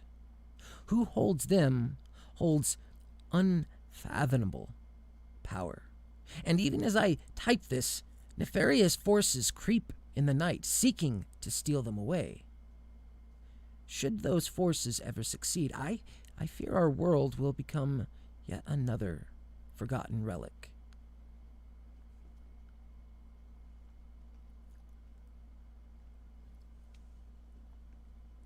The testicles fell into my lap, so to speak. I have code running all hours, crawling the internet in search of certain phrases contained in news articles, blogs, forum posts, and so forth that might indicate the existence of certain an uncanny item. Any hits trigger a logistic regression, which helps determine the likelihood of the source in question is, in fact, discussing an object of rare properties. If the log odds are high enough and statistically significant, I receive an alert prompting me to look at the source with my own eyes. Most of the time, such a method of discovery turns up nothing interesting. There are exceptions, though, and one day, around 3 months ago, I came across the following post in the off-topic channel in a small forum centered around adhering to the so-called paleo diet. So, I finally got the estate sorted after like a year of dealing with red tape bullshit and racking up ridiculous lawyer bills. As it turns out, my father wasn't as rich as he let on, which is fine, whatever, but he did leave me something weird, which I'm hoping somebody here knows what the fuck it is. I mean, what they are. There's two of them. Picture it. Here I am, standing in the bank vault, ready to finally pop open the deposit box, expecting a big wad of cash or something like that, and all I get are these two things. Here, inserted in the text, was a photograph of two severed testes, which I did not initially recognize as such, shorn at the scrotum, looking like misshapen, fleshy eggs. What are they? Does anybody know? I took them to a jeweler thinking they're some kind of precious stones, even though they feel a little, I don't know, rubbery. Jeweler said he hadn't seen anything like that before and doubted they were worth anything, but if they aren't worth anything, why did my old man have them in a safe deposit box?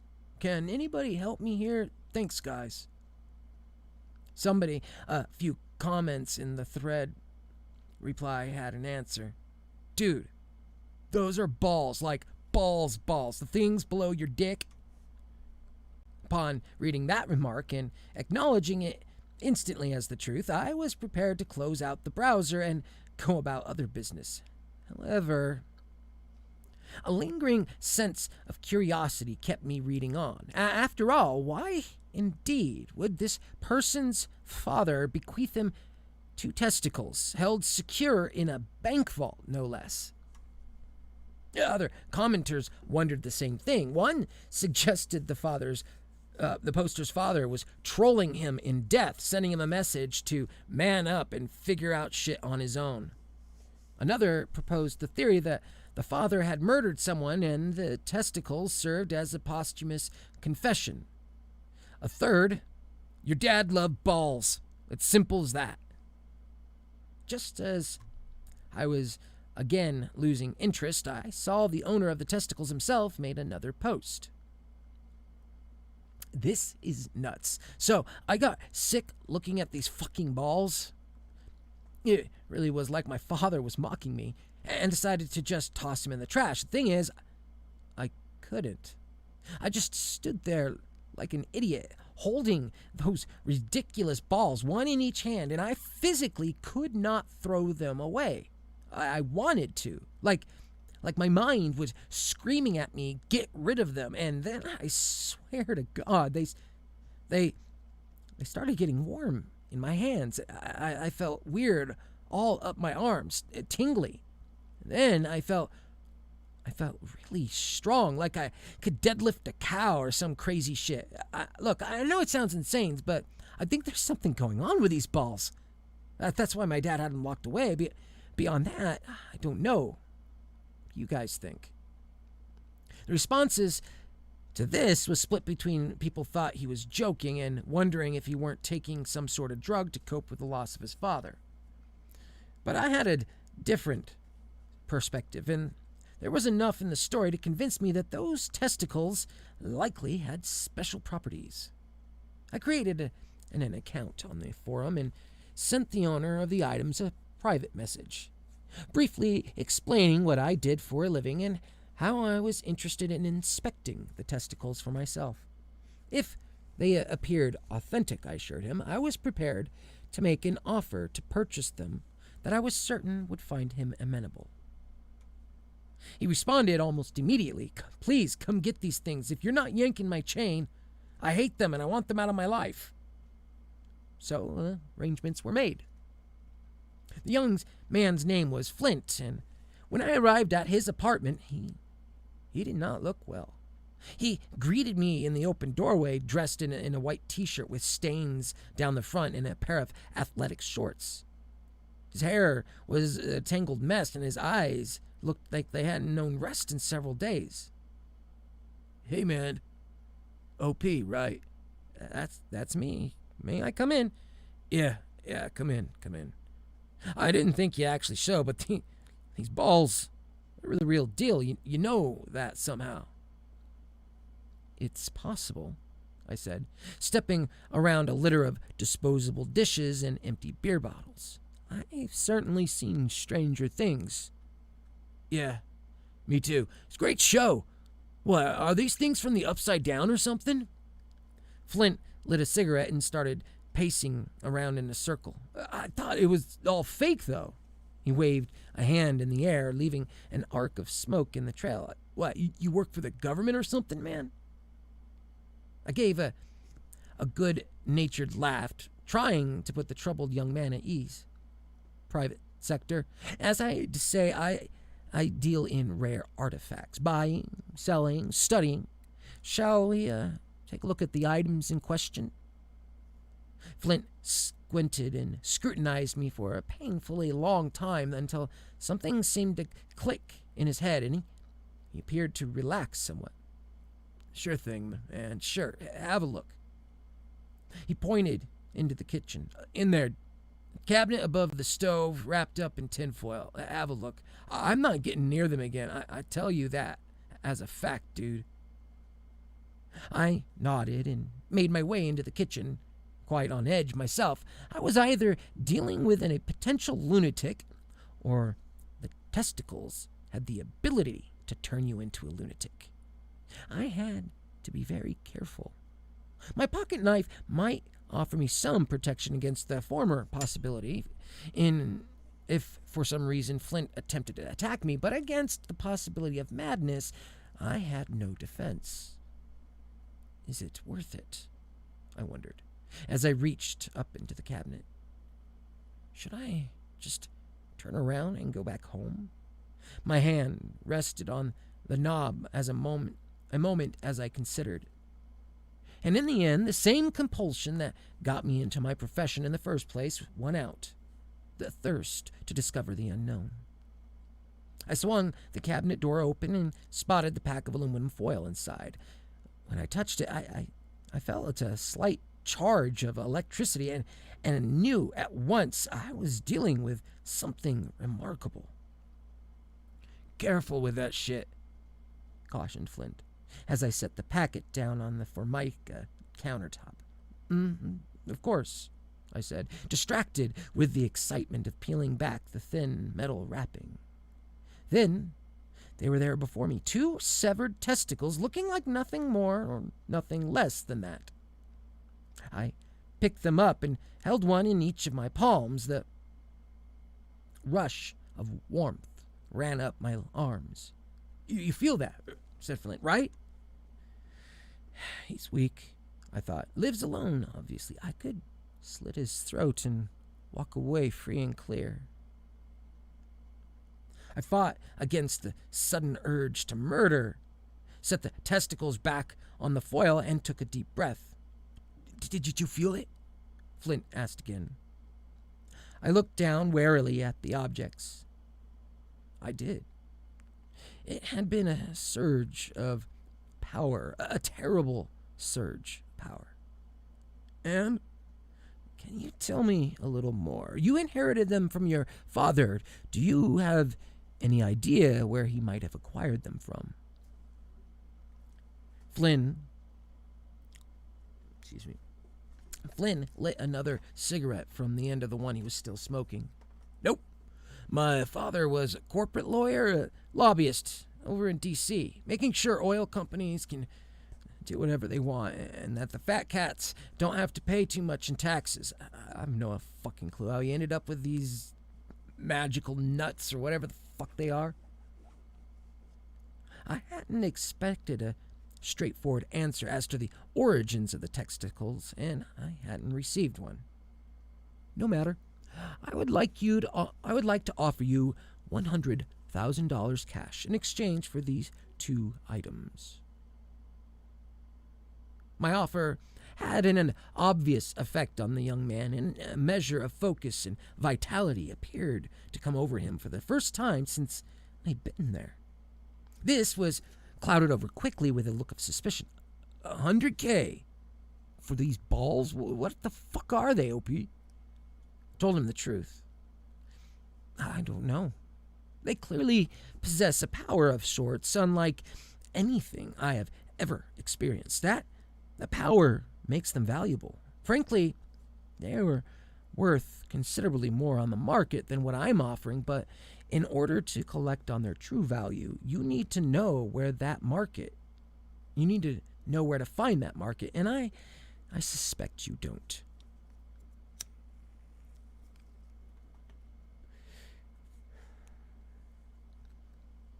Flint considered briefly before coming back with his own truth. "I just want them out of my life. They're awful. Yes, I accept your offer." "Wonderful. I just need to run down to my car. I'll come straight back up with the contract and your money." "No problem," said Flint. He looked genuinely relieved now, as though his nerves had unwound several degrees. Even his hair seemed to settle down a touch. I exited the apartment, walking down the stairs, and pushed open the door to the apartment complex, stepping into the cool Vermont spring. As I made for my car, I wondered again if I was being prudent. It's not too late to hop in and drive across state lines, I reminded myself, shuddering at the recollection of terrible power I had experienced. But while I was frightened of that mysterious force, I was equally driven by a desire to know it, and so I opened my trunk and retrieved the contract and the satchel of money. My decision had been made, and as I trudged back up the stairs to the apartment complex, I kept at bay the awful premonition of doom that was ticking at the back of my skull. "You're a professional," I reminded myself, wiping my brow with the back of my hand. It was wet with sweat, despite the chill in the air. Before I was quite aware of it, I found myself again knocking on the door to Flint's apartment. OP? Came his voice from the other side. Wasn't sure you'd be back. Come in, buddy. It's open. I shifted the documents to the hand carrying the satchel and turned the knob. It swung the door open. I couldn't see Flint anywhere, so I took a step in and called his name. I heard the door creak closed and turned just in time to see that Flint had been standing behind it and was now swinging a fist at me. I heard a crack a split second before the nerves in my face delivered the pain message to my brain, and then my head snapped back from the impact. I didn't have a chance to recover my footing as Flint threw another punch into my nose. I toppled over backwards, the satchel flying out of my hands on the way down. I began to scream out for help, but my opponent cut my scream short by landing a blow direct to my windpipe. Then I was on the ground, and he was on top of me, pummeling me with both fists. I saw mostly shocks of color blotting out reality, but at some point I noticed he was clenching a testicle in each hand. "They're mine!" he screeched as he smashed against the side of my head. My ears began to ring, but I could hear him still yelling with maniacal fervor, "Mine!" I was thrown in chaotic death panic as a flood of various painful sensations assaulted me. Through some kind of instinct, I reached into my pocket and found the knife there. I felt life slipping away from me. I pulled the knife out and flipped the blade open and plunged it into the Flynn's side. I saw him grimace, but he kept beating me with full vigor. I stabbed him again, again, and again, and one more time, and then I was out.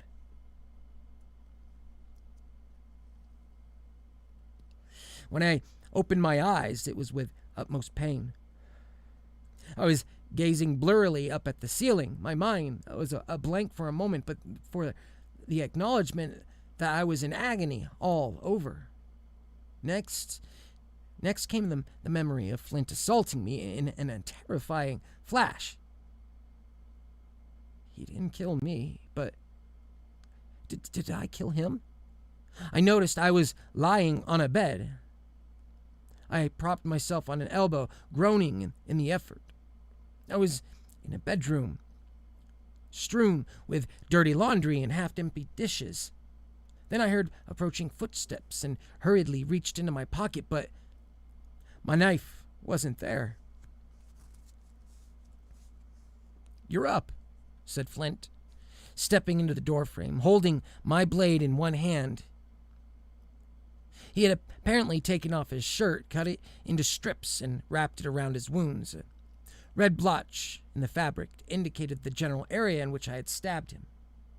"Listen, man, this is a fucked up situation we're in here.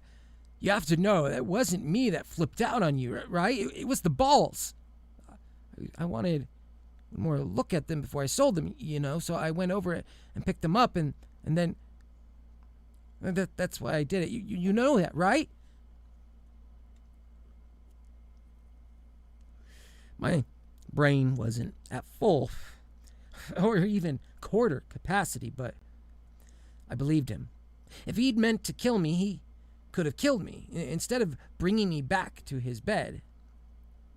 My throat indicated it was still too sore to produce words, so I simply nodded. "Good," said Flint. Good. You stabbed me. I don't know how many times, but man, I didn't even really feel it at first. I just went right on beating your ass, but it got me eventually, so I dropped the goddamn balls and grabbed my side. And as soon as I did, I was back to normal. You see? I nodded. "It was the balls." I nodded again. "So, what do we do now? I mean, I don't blame you for stabbing me. I was straight up beating your ass to death. I don't blame you for all that at all. And you can't blame me for beating your ass because it was the balls. And there's all that money there in the living room. I could have taken that and run, but I didn't. You see?" I nodded. So, best thing to do, I figure, is to take your money and go home. Is you take your money and go home, and I keep these goddamn fucking balls from hell, and we pretend this never happened, right? Unless you want me to help destroy these things.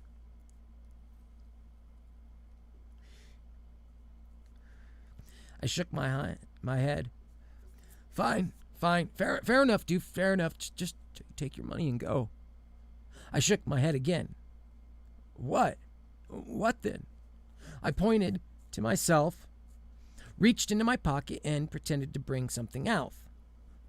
I opened an invisible wallet and pulled out an invisible stack of money.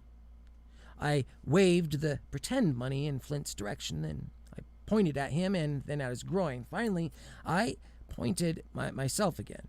You want to still buy these things?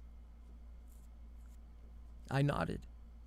2 hours later, after a shower, a pot of coffee, a few painkillers, and an exchange of goods sanctified by the signing of a contract, I was driving back home.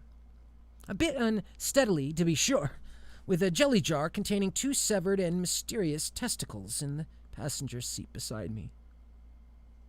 I suppose that, without further explanation, few will understand why I purchased the testicles, despite knowing the danger lurking within them. Some will think the testicles compelled me, but this wasn't so. I made my ultimate decision without their influence. Others will think I was insane or perhaps simply foolish.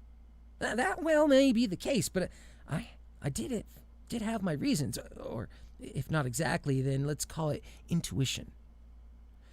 While it was always possible that the power of the testicles were merely to take their possessors to make their possessors extremely aggressive in a bid for self-preservation. In my experience, objects of unknown qualities always contained depths beyond what was apparent at first glance.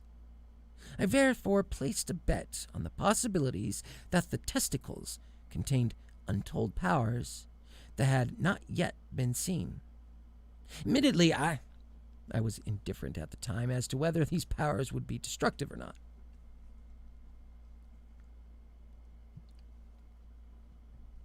To learn more about my purchase, I began to research on 2 fronts. First, I dredged up everything I could find about Flint's father, hoping to discover the origins of the mysterious artifacts. This path led to little new information, but it was just as Flint had described. His father had been a lobbyist for major oil firms.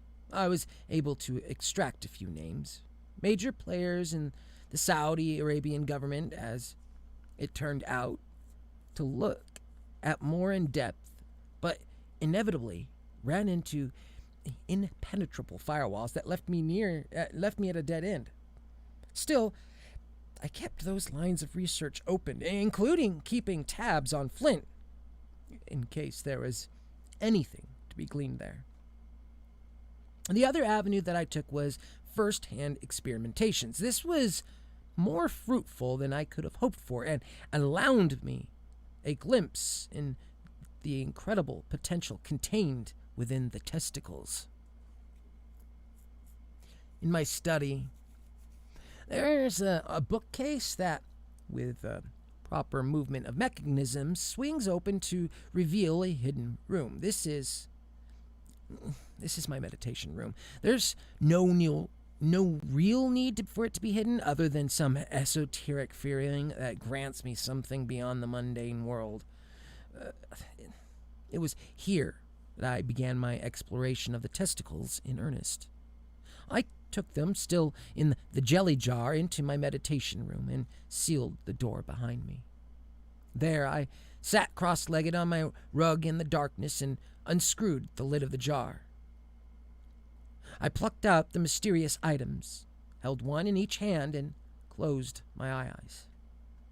At once, I felt a surge of power run through my limbs, as though I was preparing to fight. My eyes were shut, but my other senses were suddenly extra human attention. I could hear the hum of my kitchen refrigerator, which was downstairs, all the way in the opposite corner of my house. I could smell what was inside of it as well, so long as I focused for a moment to separate out the odors. My flesh detected every draft in the house, and I could picture their origins clearly in my mind, as though looking at a map. It took all of my will to stay seated. My body was urging me to stand up and move around, perhaps search for some hidden intruders that my heightened senses have overlooked. In fact, I did stand up many times, and it took several sessions before I was able to remain still. For a long time, nothing else happened. I repeated the ritual each evening after my other work was completed, determined that there just had to be more to the testicles than my mundane senses could detect. I sat for hours on end, growing stiff and sore, battling as best as I could against the agitation urging me to issue. Weird. Bear with me a moment. I just got an unusual... yeah. The stream had disconnected for some reason. I don't know why.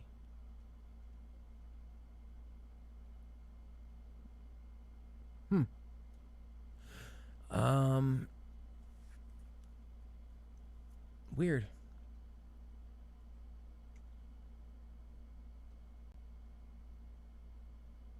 Okay. Hopefully it doesn't happen again. Back to the story.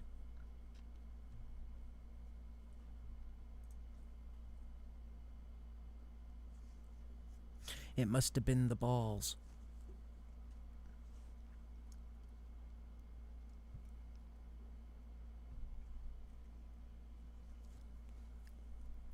Okay, so back where I was at. It appeared to be the mouth of a cave viewed at an angle with a blazing fire inside. All around the entrance to this cave was this vast, endless darkness. I felt myself to be there in body and took a step closer, eager and apprehensive in equal measure to see what, if anything, was lurking within. As soon as I did so, the image was gone completely, and I was left with nothing but the inside of my eyelids and the humming of the refrigerator somewhere below me. I was able to get a little closer to the cave the next evening, and a little closer the evening after that. With each step, my senses of wonder increased, and so did, too, my sense of dread. There was something unimaginably powerful inside that cave. I understood that in my cells, perhaps somewhere deeper than that, and it both thrilled and terrified me. The further I got in my meditations, the more my body paid the price. What seemed like a few minutes in my trance state was hours in the physical world. I'd often find myself in the morning at first, and in the afternoon as I progressed, just still sitting there in my secret room, now soiled and weak with hunger. It got to a point where I was neglecting too many of my other responsibilities, so I was forced to take a couple days off from my routine. Those days were painful, as if withdrawing from a drug. Indeed, I was shaking uncontrollably on the first day, absent the testicles, and running a high fever. By afternoon, I was vomiting blood. I hoped I wouldn't lose my progress and need to start all over again, but also felt I couldn't keep going without refreshing my body and my connection to the mundane world. On the third day, without meditation, I'd decided to check up on Flint, something I hadn't done for a week. I couldn't pursue the knowledge of the testicles directly, I supposed I could still make progress on the other fronts. Flint, I quickly discovered through a cursory search, had been brutally murdered in his apartment on the previous day by an unknown assailant, or possibly multiple assailants. After following up with some contacts, I was able to learn the details of his demise. He had been found dead, tied to a chair in his living room. His face had been brutally beaten. All 10 of his fingers had been cut off and were left in a puddle of various bodily fluids that had gathered at his feet. Perhaps, worst of all, his disembodied testicles had found their way in the graveyard of his digits. This discovery led me to a renewed volley of vomit without ceremony. After my stomach had settled a spell, the implications hit me more fully. Somebody was after these testicles, the sale of which Flint had documentation of, with my name on it. This meant that it would not be long before they would be coming for me.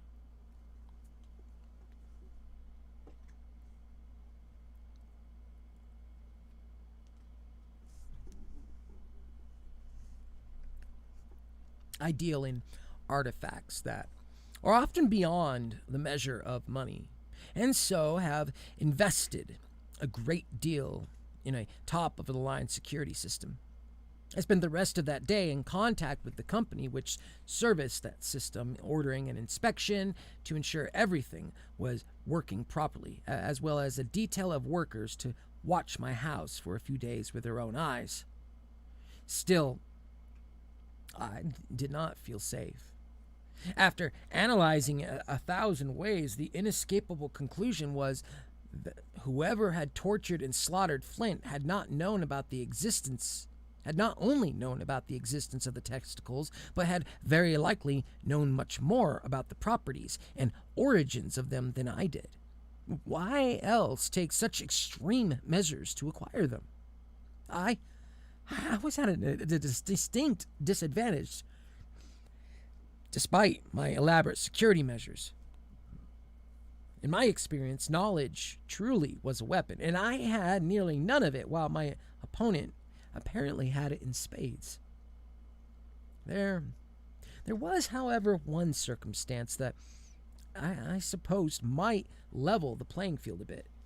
Namely, that I had possession of the testicles and might be able to employ them in my defense, if only I knew their secrets a little more. Thus, I found myself returning to my meditation chamber that evening, despite the knowledge that my body was not yet adequate for the mission of delving deeper into the testicles. I needed several more days of rests, I knew, and I knew that my opponent would not afford me those days. I had to act post-haste and place all of my bodily resources on the hope that I would be able to accomplish in one evening that I had not been able to achieve in the previous weeks leading up to the crisis. Liquor blunts focus, but lends courage. And of the two qualities, both of which were requisite to the task in front of me, I was far more deficient in the latter. And so, before unlocking my secret room, I fortified myself with a tumbler full of very fine, unique liquor, distilled with water from polar ice that an appreciative client had once gifted me. So, emboldened, I entered my room and withdrew the testicles from their jar.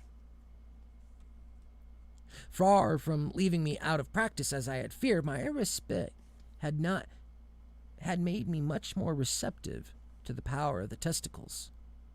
Nearly as soon as I closed my eyes, I found myself a few short steps from the entrance to the cave. I could feel the heat from the fire within, and though I still couldn't see what was inside. A voice issued from the cave and resounded without recognizable timbre in the center of my mind. Come, It is time. I felt, at last, prepared to meet the mystery, as terrible as it might be, head on. But as I took a step forward in this otherworldly place, my senses detected something alarming in the ordinary world. There were intruders on my property. I heard them creep upon the parked cars and the security detail, lure the guards out and slit their throats in the night. There were 4 of them, I discerned, and they were nearly silent, but not silent enough to evade my senses. "Focus," commanded the entity inside the cave. "Come." My body tensed as the intruders began to picking the lock of my front door. After a moment, I heard the click of the lock coming undone and the beep of the control panel indicating the intruders had 45 seconds to enter the security code. "Focus. Come." I took another step towards the cave. I was now technically inside it, with the entity lurking just around a slight bend. The intruders below me didn't bother with the control panel. They were apparently unconcerned with the police, likely figuring they would be in and out before anybody arrived, or worse, they would dispatch any officers in the same way they had eliminated the private security guards. "Focus. Come." It was no easy matter. Every fiber of my body was screaming to mobilize against the real-world threat that was now creeping through my living room towards my staircase. Soon enough, I realized with horror that the thudding of my pulse would grow so thunderous as to drown out even my supernatural sense of hearing, and I would lose track of my opponents and be at an even greater disadvantage. But this proved to be a foolish worry, as the house alarm began to blare, drowning out all other sounds. "Focus. Come." In the cave, the force of gravity, it seemed, had grown 100-fold, and it felt like moving through something solid, but I forced myself onward around the bend until I saw the mysterious entity standing as tall as me. It was a quivering, flaming, erect penis. What are you?" "There is God, and there is the God that made him. Then there is me, who made the first God. What you see is not my true form, which would melt your brain into a puddle." I fell to my knees, weeping. I did not doubt the entity's true form was beyond my ability to comprehend. The form that was before me stretched my mind to the limit, assaulting it in both beauty and an ugliness that I hadn't thought possible, nor I can adequately describe. "Are these yours?" I asked, holding the testicles up. "Everything is mine. In particular, those balls are the only remaining relics from the 4th era on the 3rd world, and were once hung between the legs of the leader of the 2nd humanity. Ah, what a violent disaster that experiment was. It was wonderful. You lot are awful, but nowhere near as delightfully terrible as 2nd humanity. Just one of them could have, and would have gladly wiped out your entire species if you looked at them funny. I gave them the sacred flame, and predictably, they used it to destroy the 3rd Earth completely. Back in the real physical world, above the ringing alarm, I could hear the clatter of books falling from my bookshelf. Somehow, the intruders knew exactly where I was. If you don't wield the sacred flame yourself, quickly now, I'm afraid it will fall into the hands of your house guests, who aren't very educated and very evil men. Who are they?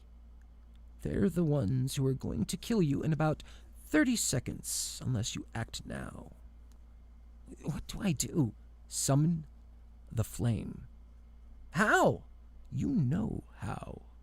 Just picture it in your mind. With that, the divine entity in the guise of an enormous penis vanished, leaving me alone in the darkness. No, not alone. A sliver of light crept into my chamber as the intruders began to open my secret door. My body was too weak and exhausted to move. I watched helplessly as they entered one by one, dressed in black robes, wearing ancient-style grotesque masks. One of them leveled a crossbow at the center of my forehead and released an arrow. I clenched down on the testicles and prepared to die. The arrow, I thought, is right now being burned out of existence by the sacred flame. It doesn't exist and it never existed. It has been reduced to less than ash. Then it happened. The arrow burst into flame when its tip was an inch from my skull and disappeared into nothingness. 3 of my assailants turned to run out of the room while the 4th aimed a gun at my head. I lit them all on fire at the same time, and then they were gone. With them went the sound of the blaring alarm because they never existed and so never set it off. My strength drained entirely. I crumpled to the floor in a catatonic state, not quite asleep, but certainly not awake. It's been a week since I discovered the true power of the testicles, and I have not touched them since. They sit in a jar on the table next to the bed where I had been recovering ever since. The young man, Flint, who sold the artifacts to me, is alive, if not well. His killers never existed, and quite so, simply never killed him. I phoned him yesterday, and he sounded deep in his cups and not in a good place mentally, but he is alive, and I intend to provide him whatever help I can, seeing as we share a bond over the testicles. I have, in fact, offered him a position as my assistant. He's considering my offer. Meanwhile, I have decided not to put the testicles up for sale.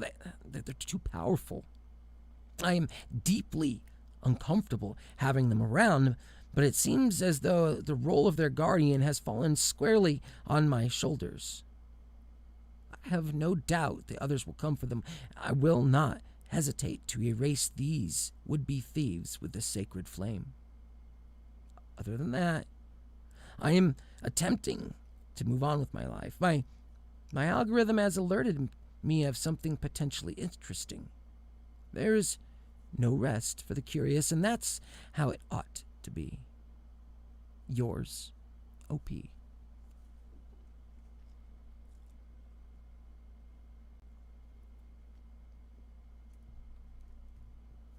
And that is the end. Magic testicles from a giant penis.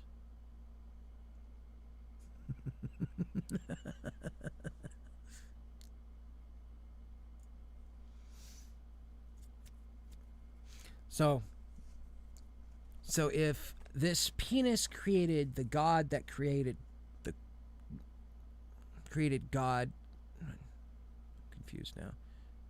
So the god penis was the first god who created the second god who then created God, as we refer to.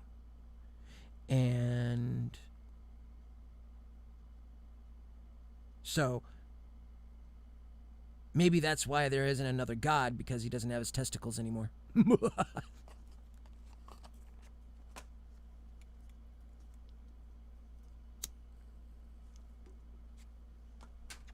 Just thinking about that divine ejaculate. I, yeah, interesting story. Okay, so let's look for another crazy story. Okay, do this one.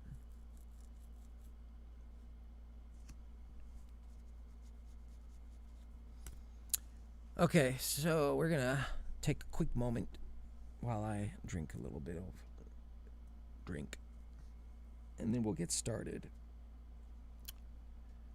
I do apologize that we had that disconnect. I have no idea what happened.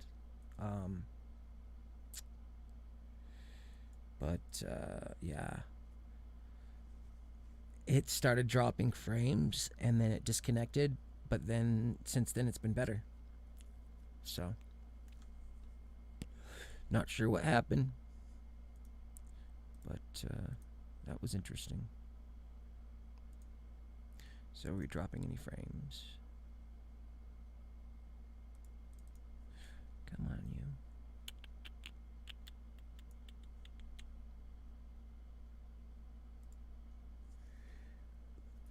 .8%. Something's up with the servers, my guess. YouTube server. Or even the Streamlabs. I don't know, but something is going wrong. Too bad I don't have magic balls that could fix them. I think it would have been a great way to end that story is that because he could be he felt he's the only one to properly protect them, he has the balls surgically implanted in place of his original testes. That would be hilarious.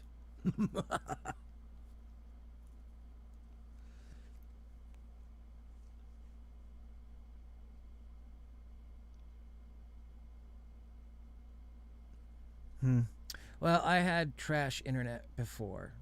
When I first started my first stream, we had a lot of issues, so. Yeah. I'm familiar with the bad internet. Thankfully, it's so much better now. Okay, the title of this new story is 3 Facts Before I Tell You the Story of My Fiance's Death.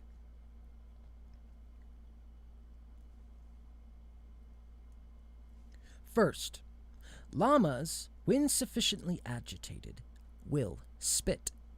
I don't mean like you're spitting a mouthful of toothpaste into the sink or even hawking up a good loogie onto the sidewalk. No. This is a spray of green gastric juice summoned forth from the depths of one of the animal's several stomachs. It smells about as bad as anything you can imagine, and it's very hard to get that smell off you.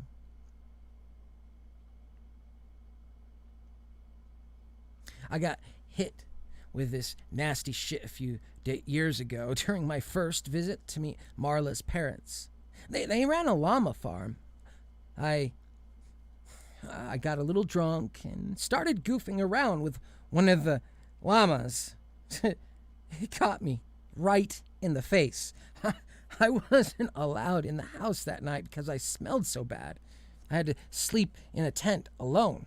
They burned the tent afterwards. I was very, very respectful to the llamas after that. Next, a single bolt of lightning can contain up to 1 billion volts of electricity. By comparison, a defibrillator operates closer to 1,000 volts. Finally, there is a local legend in the town where Marla grew up about a ghost called the Weeping Wisp.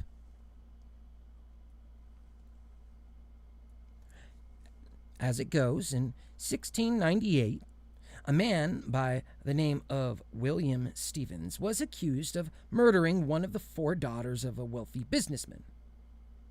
Stevens was found guilty, chained to a tree in the woods, and left to starve to death.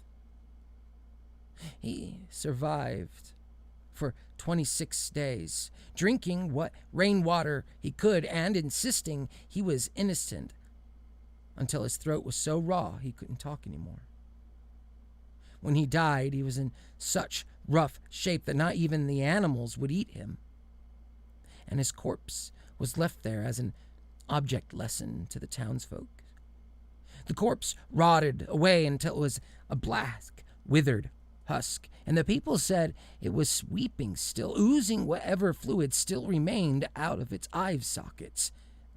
And then the corpse disappeared.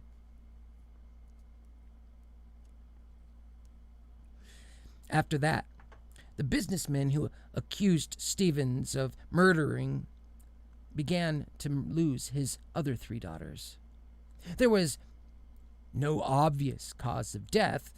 The young women were simply found dead, one by one. In his suicide note, the businessman claimed to have witnessed his last remaining daughter's death. It was caused by the rotted corpse of William Stevens, he wrote. Stevens was by then just a blackened wisp and still weeping. He had burst into the drawing room and placed his mouth over the young woman's lips and hungrily sucked her soul out in front of her father. After describing all of this, the businessman confessed that the first daughter was never murdered at all. She had died by accident, falling off a horse. He'd framed Stevens, who was a rising competitor and a threat to his business. Now he knew Stevens was coming for his righteous revenge. Ever since, young women around town have occasionally dropped dead for no apparent reason, and the weeping wisp has been glimpsed now and then through a window at night or through foliage on a hiking trail, etc. I don't know. I guess the guy figured already killed him for the crime of murder, so he might as well get the mileage out of the whole thing. Marla had always bought into the legend of the Weeping Wisp and went so far as to drag me to the local library once, where we spent hours going through the microfiche archives. There was enough there that you could convince yourself that the story was true if you didn't think about it too hard. As for me, I thought it was utter bullshit. When you're dead, you're dead. Or that's what I always believed, right up until a few months ago. Now, I don't think that's always true. It was the night before our wedding was to take place. We were going to have it at Marla's parents' farm, and we're gathered together with some of the wedding party in their house well into our cups.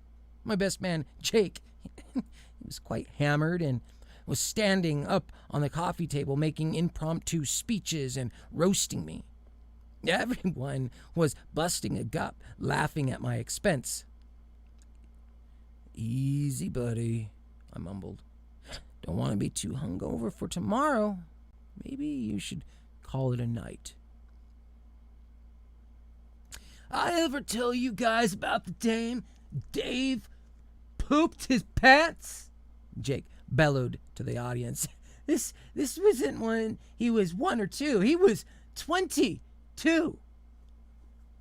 "Oh, I never heard that one," Marla, delighted. I groaned.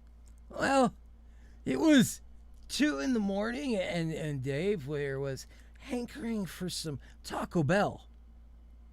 There was a thunderclap, and rain started hammering down on the metal roof. "Shoot," said Marla's mom. "It found us." Big storm had been forecast, but it'd been uncertain if its path would cross the llama farm. It was supposed to pass by morning either way, but now the fields would be soaking wet and muddy, which was a bummer in terms of our outdoor wedding plans. There was a flash of lightning or another burst of thunder. "Oh no," said Marla. "Floppy!" Floppy, or more formally, Mr. Floppy Ears, was Marla's favorite llama. She'd named him as a kid and spent a lot of time with him growing up. He hates thunder. I better go check out on him. Baby, I said. It's pouring out. Floppy will be fine. No, said my fiance. If I don't go out there, he'll be up all night freaking out. I want him fresh for the wedding. He has to be there. I sighed. All right, I'll come with you. No, I'm the only one he lets near when he's scared.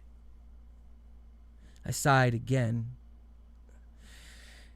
All right, baby, do what you gotta do. Marla got up, put on her raincoat, and left through the front door. So, anyway, said Jake, still standing on the coffee table, we find someone sober enough to drive us to Taco Bell, and our boy here goes absolutely nuts. No self-control at all. Crunchwrap Supreme? Yeah, he'll have one of those. Shredded chicken burrito? Why get one when you can have 3? Doritos Locos? How many you got? Thousands of laughter were drowned out by a massive rumble of thunder, and the lights in the house cut for a moment later. Marla's father called the power company right away and was told they were getting a lot of activity that night and were doing their best, but expect a couple of hours without power. Shoot, said Marla's mom. David, be a dear and get some candles for the kitchen. Bottom drawer by the oven? There should be matches in there as well. Of course, I said. Meanwhile, I can't wait to hear the conclusion of Jacob's story. I sighed in the darkness and found my way to the kitchen with my phone's flashlight. I heard them all down the hall absolutely cracking up at Jake's story. Fumbled around and found the candles and matches and brought them back to the living room. When I got there, Jake had finished his story and was gasping for air from laughing so hard. Oh, God, he said through the tears. And then he straightened up. Feel something brewing myself right now. He patted his stomach. Oof. All I can say is I hope that toilet flushes with the power out. Be right back. Without waiting for objection, Jake left the living room and headed down the hall towards the bathroom. I was glad of that. I loved the guy, but he was really laying it on thick that night. I jumped at the chance to change the subject and got Marla's mom to start talking about llamas, as I knew once she started, there'd be no stopping her, and it would take that focus off of me. Well, it turned out to be a mistake because in the spirit of the night, she went right for the story about the llama spitting on me.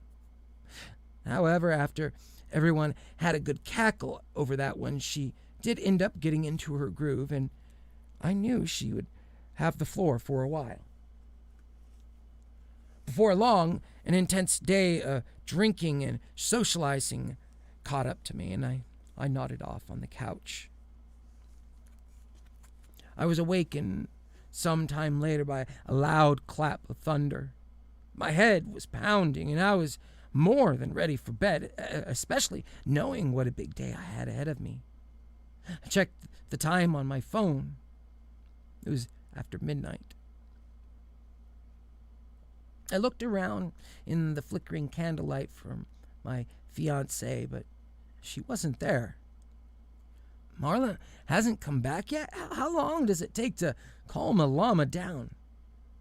Oh, she'll be a while, dear, said Marla's mom. I'm gonna go get her, I said, standing up on wobbly legs. I walked over to the large bay window and looked out into the night. Does anybody have a raincoat I can borrow? The night lit up in a flash, and I saw it out there. A few feet from the house. Judging by the screams, it was from behind me. I wasn't the only one. There was something crawling on its belly through the grass. It was mostly a silhouette I saw against the lightning, since its Its body, and particularly its face, was black as the night itself. I saw the outline of thin, wispy hairs sticking out of its head. "Did you see it? Did you see it?" cried Marla's mom. "It's the Weeping Wisp! God help us!" I'm a rational person, but I'm also not the one to deny what's right in front of my eyes. Suddenly, I was very much awake and frightened as I had ever been in my life. Marla, I thought. I have to find Marla. The thought of going outside where the thing was crawling was terrifying, but I didn't let myself think about it. I just focused on moving towards the door, just one foot in front of the other. When I was halfway there, I heard the door open. I froze in my tracks. I couldn't see what was standing there as the candlelight didn't reach that far, but I was sure. I sure could smell it. It was the smell of death. It was the smell of the Weeping Wisp oozing gore from its eye sockets, come to feed its insatiable hunger. Behind me, I heard the sounds of panic. Furniture was knocked around as people scrambled over each other. I turned and ran as fast as I could towards the back door, running through the mass of bodies that were desperately trying to escape the Weeping Wisp. I wanted to help them, but more than anything, I needed to find Marla. Maybe it was too late. Maybe the Weeping Wisp had already got her and was coming back for the bridesmaids.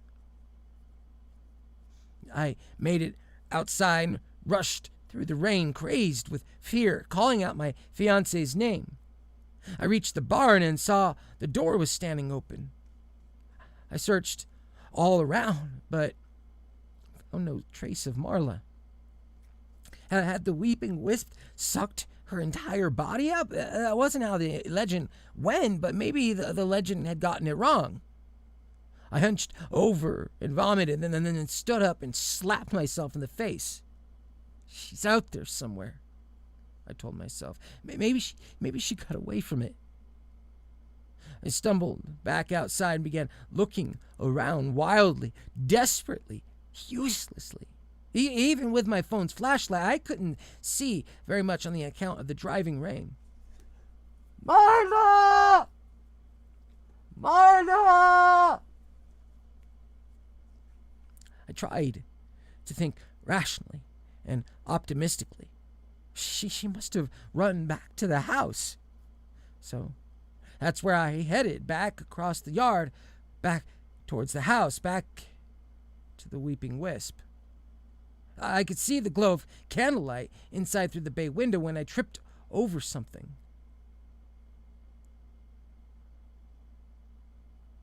My phone went flying from my grasp, and I fell face first into the mud. I scrambled in a blind panic, reaching out with my hand, trying to find my phone. It must have landed with a flashlight down to the ground. Just as I was about to give up on the phone and run through the dark, I felt it. It was soft on the surface, but as I pressed down, there was hardness underneath. I explored the object for a few moments before I realized what it was. It was a hand. Marla? I whispered. Marla! I tried a little louder. I crawled over and began feeling the body in the darkness. It was a body I knew well. It was Marla. Here's what happened as cobbled together from different accounts. That night when Jake said he was going to the bathroom, he instead went to the barn where Marla was comforting Mr. Floppy Ears. Unbeknownst to me, Jake and Marla had slept together in college a few times. Marla and I had been casually seeing each other at the time, but it wasn't that serious yet. And to Marla, Jake was never a serious possibility, but he felt differently. He fell in love with her. He claims that he got over it, and for the most part he had, but on that night, The night before Marla was to get married, with liquor coursing through him, Jake made the sudden decision to give it one last shot. There, in the barn, Jake professed his love to Marla. She told him to get his shit together and sleep it off. He grabbed her and tried to kiss her.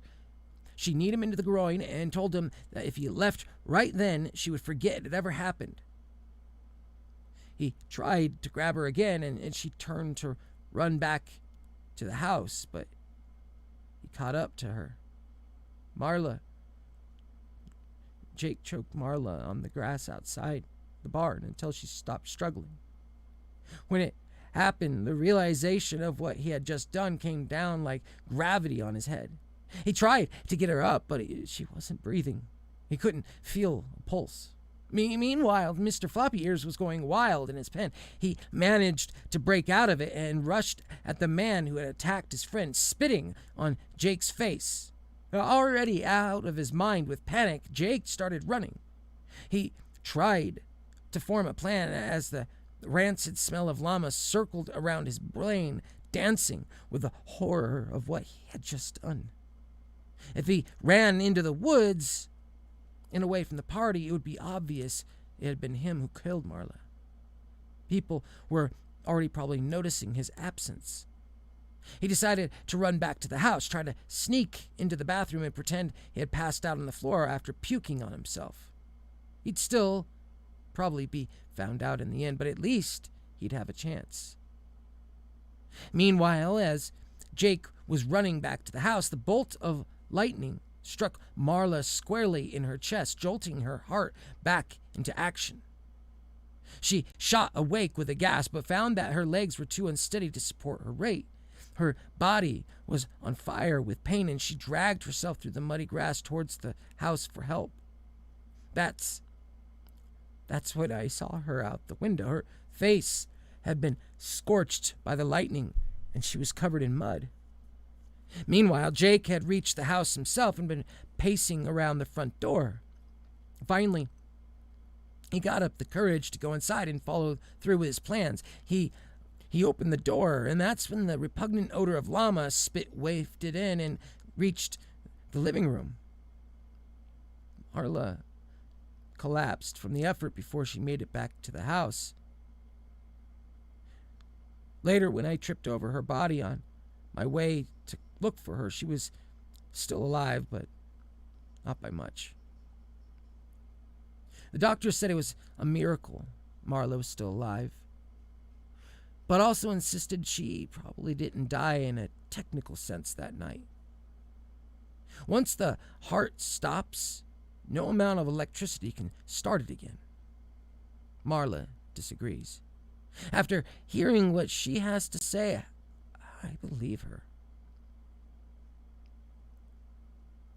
Of all that happened, this is the worst part. Marla died.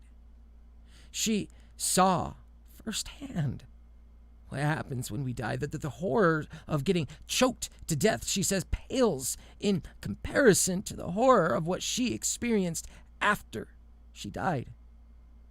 It's a pit, she said. That's all it is. It's an endless pit full of dead people. We piled on top of each other.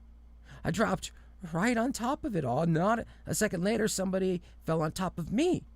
2 people die every second in this world, and that's where they all end up, good or bad, on the top of the pile for a moment, and then they start to get buried by the bodies of the other dead people. I shivered, but offered a rationalization. Maybe it was all just in your head, like a dream caused by oxygen deprivation, a nightmare. It wasn't a hallucination. I was there. I couldn't move. I could feel my body pressed up against the others. I could see around me, but not for long, as another body fell from above onto my head. I could smell and wanted to throw up, but I couldn't. I just wanted to get out of there, but I knew I couldn't ever, because on the way down I saw how many bodies there were. Billions billions and billions. You go there and you stay there forever. And you're aware of your situation, but you can't do anything about it. I took a deep breath and looked down at Marla lying scorched on the hospital bed. The look in her eyes left me with no doubt what she was saying was true. Maybe you do get to leave eventually. Maybe that's just like purgatory, where they dump your body while they decide where your soul goes. Yeah, said Marla. Maybe. But I could tell she was humoring me. A heavy fog came over my mind, and I needed a smoke. I'll be back a minute, okay, baby? Okay? Okay. I walked out of the hospital and across the parking lot to my car, where I had a pack of Camel filters. I reached in, pulled out a cigarette, and put it between my lips. My hands were shaking. I could picture the pit of dead bodies clearly in my mind. I could picture myself dropping down on top of it all. I could picture myself 100 years later wedged in the middle of the pile now, never able to do anything but think about how miserable I was. If I hadn't lost my mind, I hoped that there was at least that mercy, that maybe after a while you just stopped thinking and your mind was totally blank. I looked down at my lighter, which I had pulled out of my pocket without even thinking. It was automatic.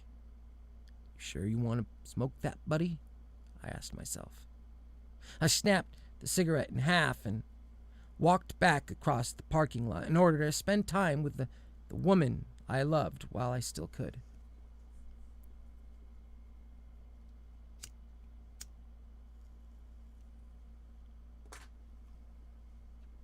And that is the end of that story. Now, I could continue to read, or we can call it a night. It's a 2-hour stream. No, actually, see.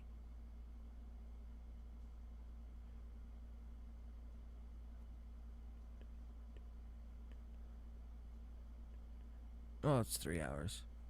Still. If you guys want me to continue to read, I will continue to read. But if I only get like 3 people saying continue to read, I might as well just go to the next stream for Wednesday. I can still continue reading this author's stories for the next stream as well. So it all depends what you guys want to do. If you are getting tired and you want to call it a night, we'll go ahead and cut the stream. We've already had 3 hours of reading at this point, so what would you like to do? Continue the story reading or call it a night? And we can keep more stories for the next stream.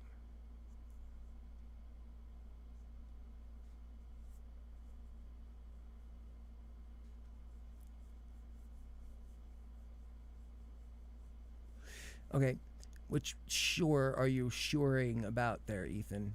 Sure, continue reading, or sure, let's call it a night and save the rest of the stories for another stream?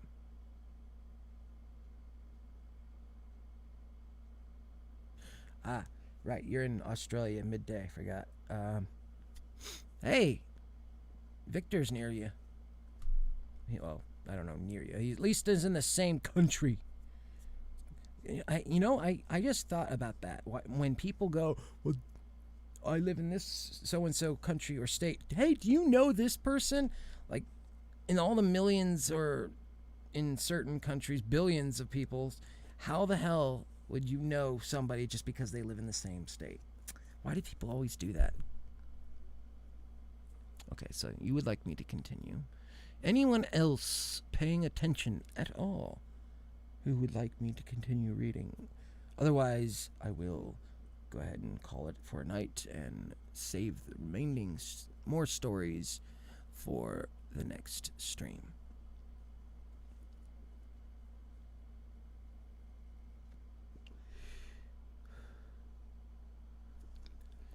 As I do know that those on the East Coast are coming up to 1 a.m., so I can understand that some will be needing to go to bed for work and whatnot.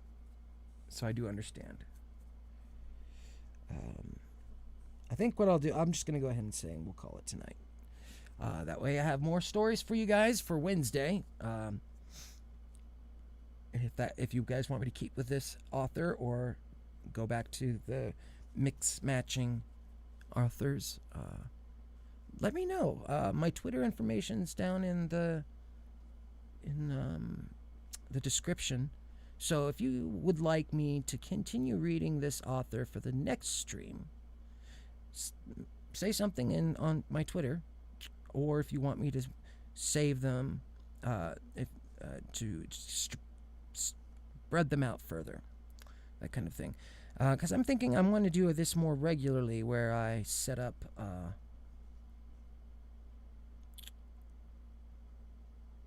streams that are focused entirely on a single author.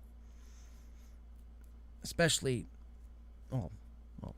only authors who are amazing, because I need them for my collection here at the asylum.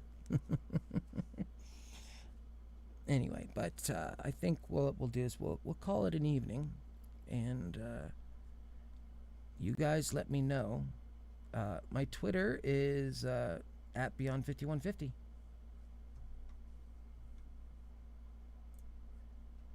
So, you're at Beyond5150. The link is in the description. So, you are very able to just pull it on up, go there. And we can go ahead and continue this option. I really would like you guys' input. Do you want me to do more of these spotlighting authors where the streams are only a single author, so that we can all get to enjoy these authors? So yeah, we can go that route. I like that idea. Hope you guys enjoyed this author tonight. It was definitely a very, very good set of stories this evening. I was thoroughly pleased. I did enjoy his little couple jokey horror stories. Those were really well done, I think. So I think we'll call it. Yeah, definitely worked out well this evening. I will be continuing a little bit on my Discord. So if you want to chat a bit with me before I head to bed, you can meet me in the Discord channel server.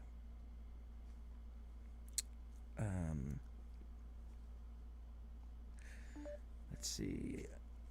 Can maybe one of my mods go ahead and drop in the invite into the chat to the Discord? That would be amazing. Otherwise, I can do that. Let's go to my Discord. I'll just go ahead and do it. So this way, if you do decide you would like to, I don't know if I can figure out how to do it. If you want to continue chatting and whatnot, yeah, just hop in, chat at my Discord. I usually do that for a little while after the stream, just to chat and wind down. But otherwise, we will call this an evening. In case you have missed any part of the live stream or showed up late, I do leave the streams up on my channel. You can also direct your friends or family to listen in case they're unable to make our listening or visiting hours, that is. So, we've finally reached the end of our time together this evening. Visiting hours are now over, and while I hope to see you all here again, perhaps I can convince you to be permanent residents at the asylum. I am Beyond 5150, and I wish you all wonderful nightmares. Good night, sleep well, and just ignore the screams.